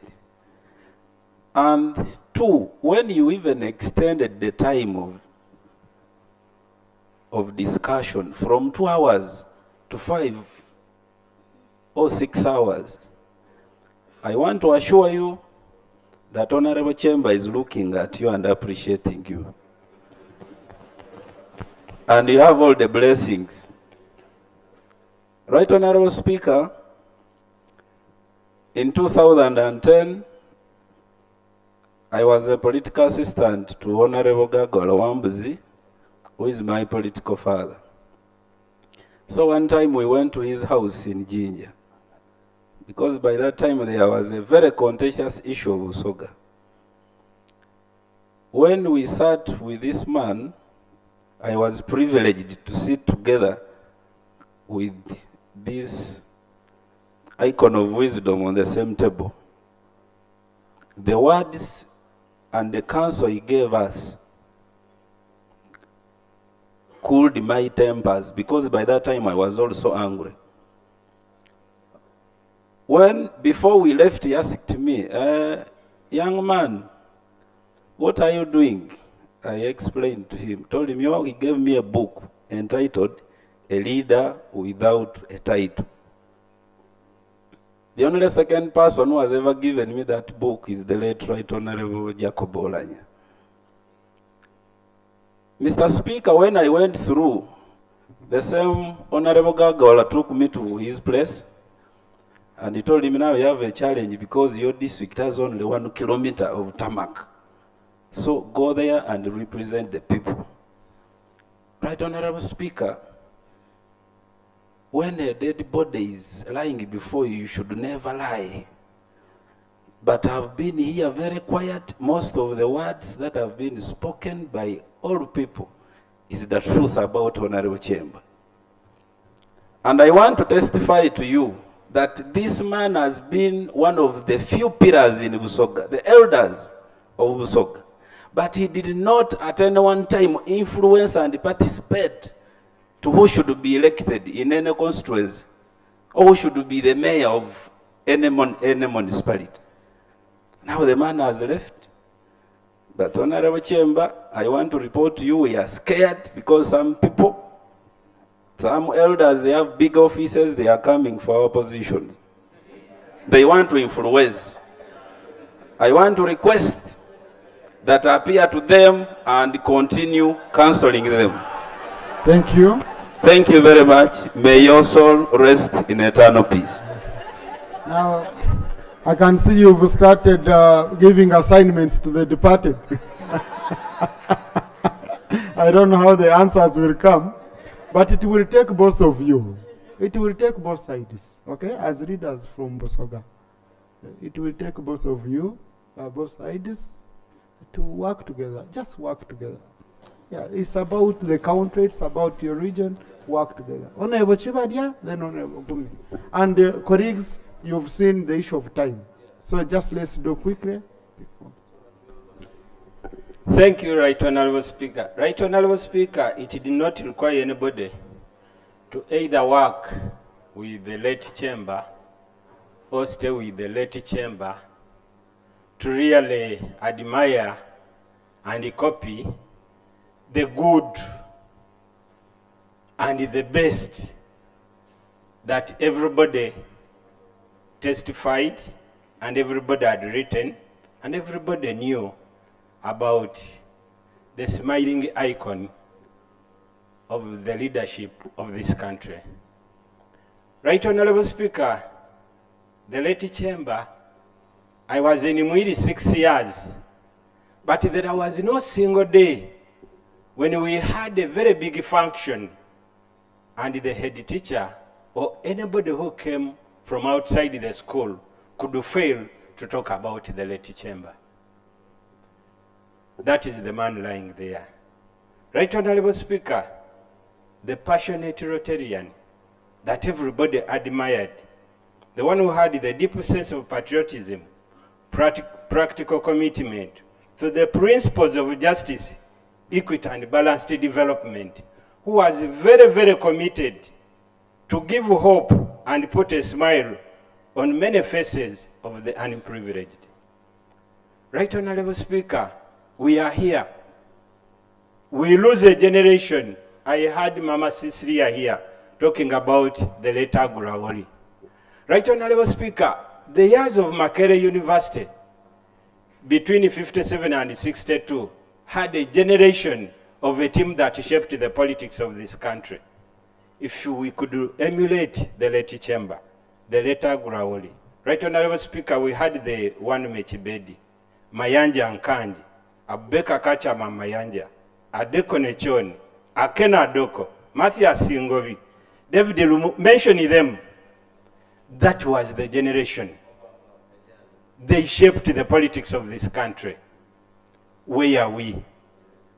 Right Honorable Speaker, Henry Kyemba was God-given. If you trace the history of the late Kyemba, the two assassination attempts that he survived, the one in Lugogo when he was the president, and the one of 1970 when they were coming back from Portobello when he was with the vice president then, John Ibaiga. And he survived that. Many people died, but he survived that time. Right Honorable Speaker, this was God's message that Henry Kyemba was here to save many lives. Honorable Gumi, I'm sorry, Honorable colleagues, I'm trying to... You've been complaining that I give you a short time. Today I gave you the time, now you also want to speak. So you've seen why I usually give you a few minutes. This is the situation. No, the family needs to take the body. We have a time. Right Honorable Speaker and honorable colleagues, I stand to bid farewell to the late Honorable Kyemba, who I refer to as a very unique politician. Right Honorable Speaker, suffice to note that while Honorable Kyemba was a minister in this government, At the same time, I was the district chairperson of Jinja. And we are also neighbors. That is why I've been itching to get an opportunity to at least say a word of farewell to him. I want to thank my sister, Kyemba's wife, Janet, the children, and all those who have looked after him. It is also colleagues' common knowledge that Honorable Kyemba served this country as a councillor at a district local government level. He later on served as a principal private secretary to the first executive prime minister in 1962, and in the same capacity to the first executive president for a record time of 9 years. He also served another amazing years, amazing, because he served that time under President Idi Amin, both as a principal private secretary and minister. His services from President Obote, Idi Amin, and to the current government qualify him to be referred to as a politician of a unique character. He saw it all and did it all. The other aspect is that he used the power of a pen in his book, The State of Blood, to educate the whole world on the social, economic, and the political turmoils in Uganda at the time. For me, in my district chairmanship, I respected him because he understood the decentralization policy in detail. I used to consult him quite often while I was district chairperson of Jinja. But when he retired a quiet life. He was not antagonistic, but he was consultative. I therefore have little reasons not to name him as one of those who contributed to the liberalization of this country. He's gone, and any critique should let him rest in peace because he can no longer defend himself. Thank you. Rest in peace. Thank you. Kyemba. Honorable Santa Arum. Thank you, Right Honorable Speaker, for giving me this opportunity. Right Honorable Speaker, on behalf of the people of Oyam District and the UPC party in the Parliament of Uganda and on my own behalf, I want to join my colleagues in paying tribute to the deceased before us for the tremendous work that he did for this country, which has left a very rich legacy. Right Honorable Speaker, it's memorable to note that the deceased had first been appointed by the late President Dr. Apollo Milton Obote. And in this service, as the Assistant Private Secretary and the Principal Private Secretary, he worked tremendously well. Right Honorable Speaker, this is a true testament of how the UPC government identified and even mentored leaders who did not shame this country, Right Honorable Speaker. And I want to feel that we have a lot to learn from this identification of cadres. Furthermore, Right Honorable Speaker, a man lying before us here worked with a lot of dignity. He worked with a lot of patriotism. He was outstanding leader, Right Honorable Speaker.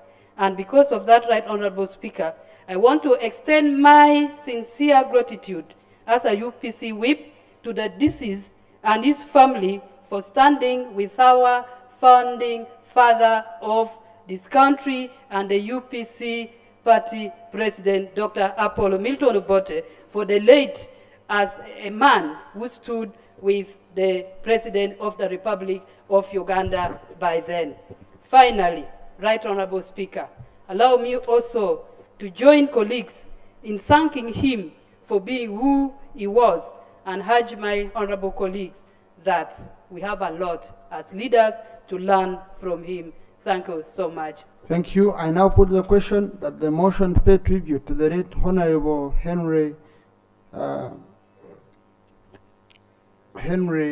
Kisaja Magumba Kyemba, former minister and distinguished civil servant, be adopted. Those in favor say aye to the content. Aye. The ayes have it. Clerk, please extract the resolution and transmit it to the family together with the Hansard so that they can have a true record of what transpired. Honorable colleagues, I'm sorry because I could just see, but we needed maybe another 3 more hours. I can see disappointed faces for not being able to pick you, but we had it to end somewhere. We had it to end somewhere. I'm sorry. Yeah, tomorrow I will start with those I didn't pick today. The anthems.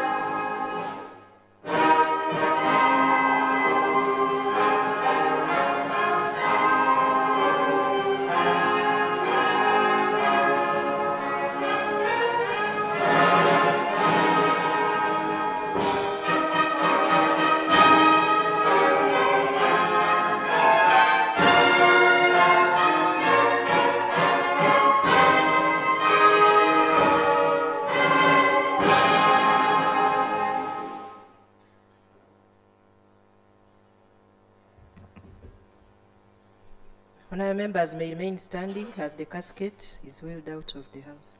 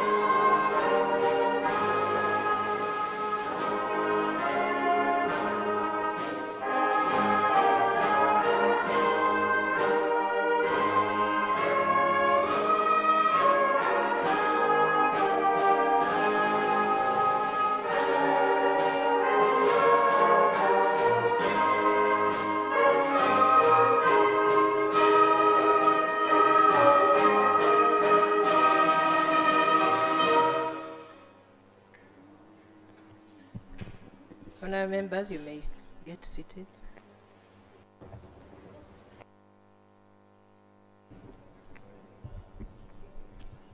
Thank you. Honorable colleagues, House adjourned to tomorrow at 2 p.m.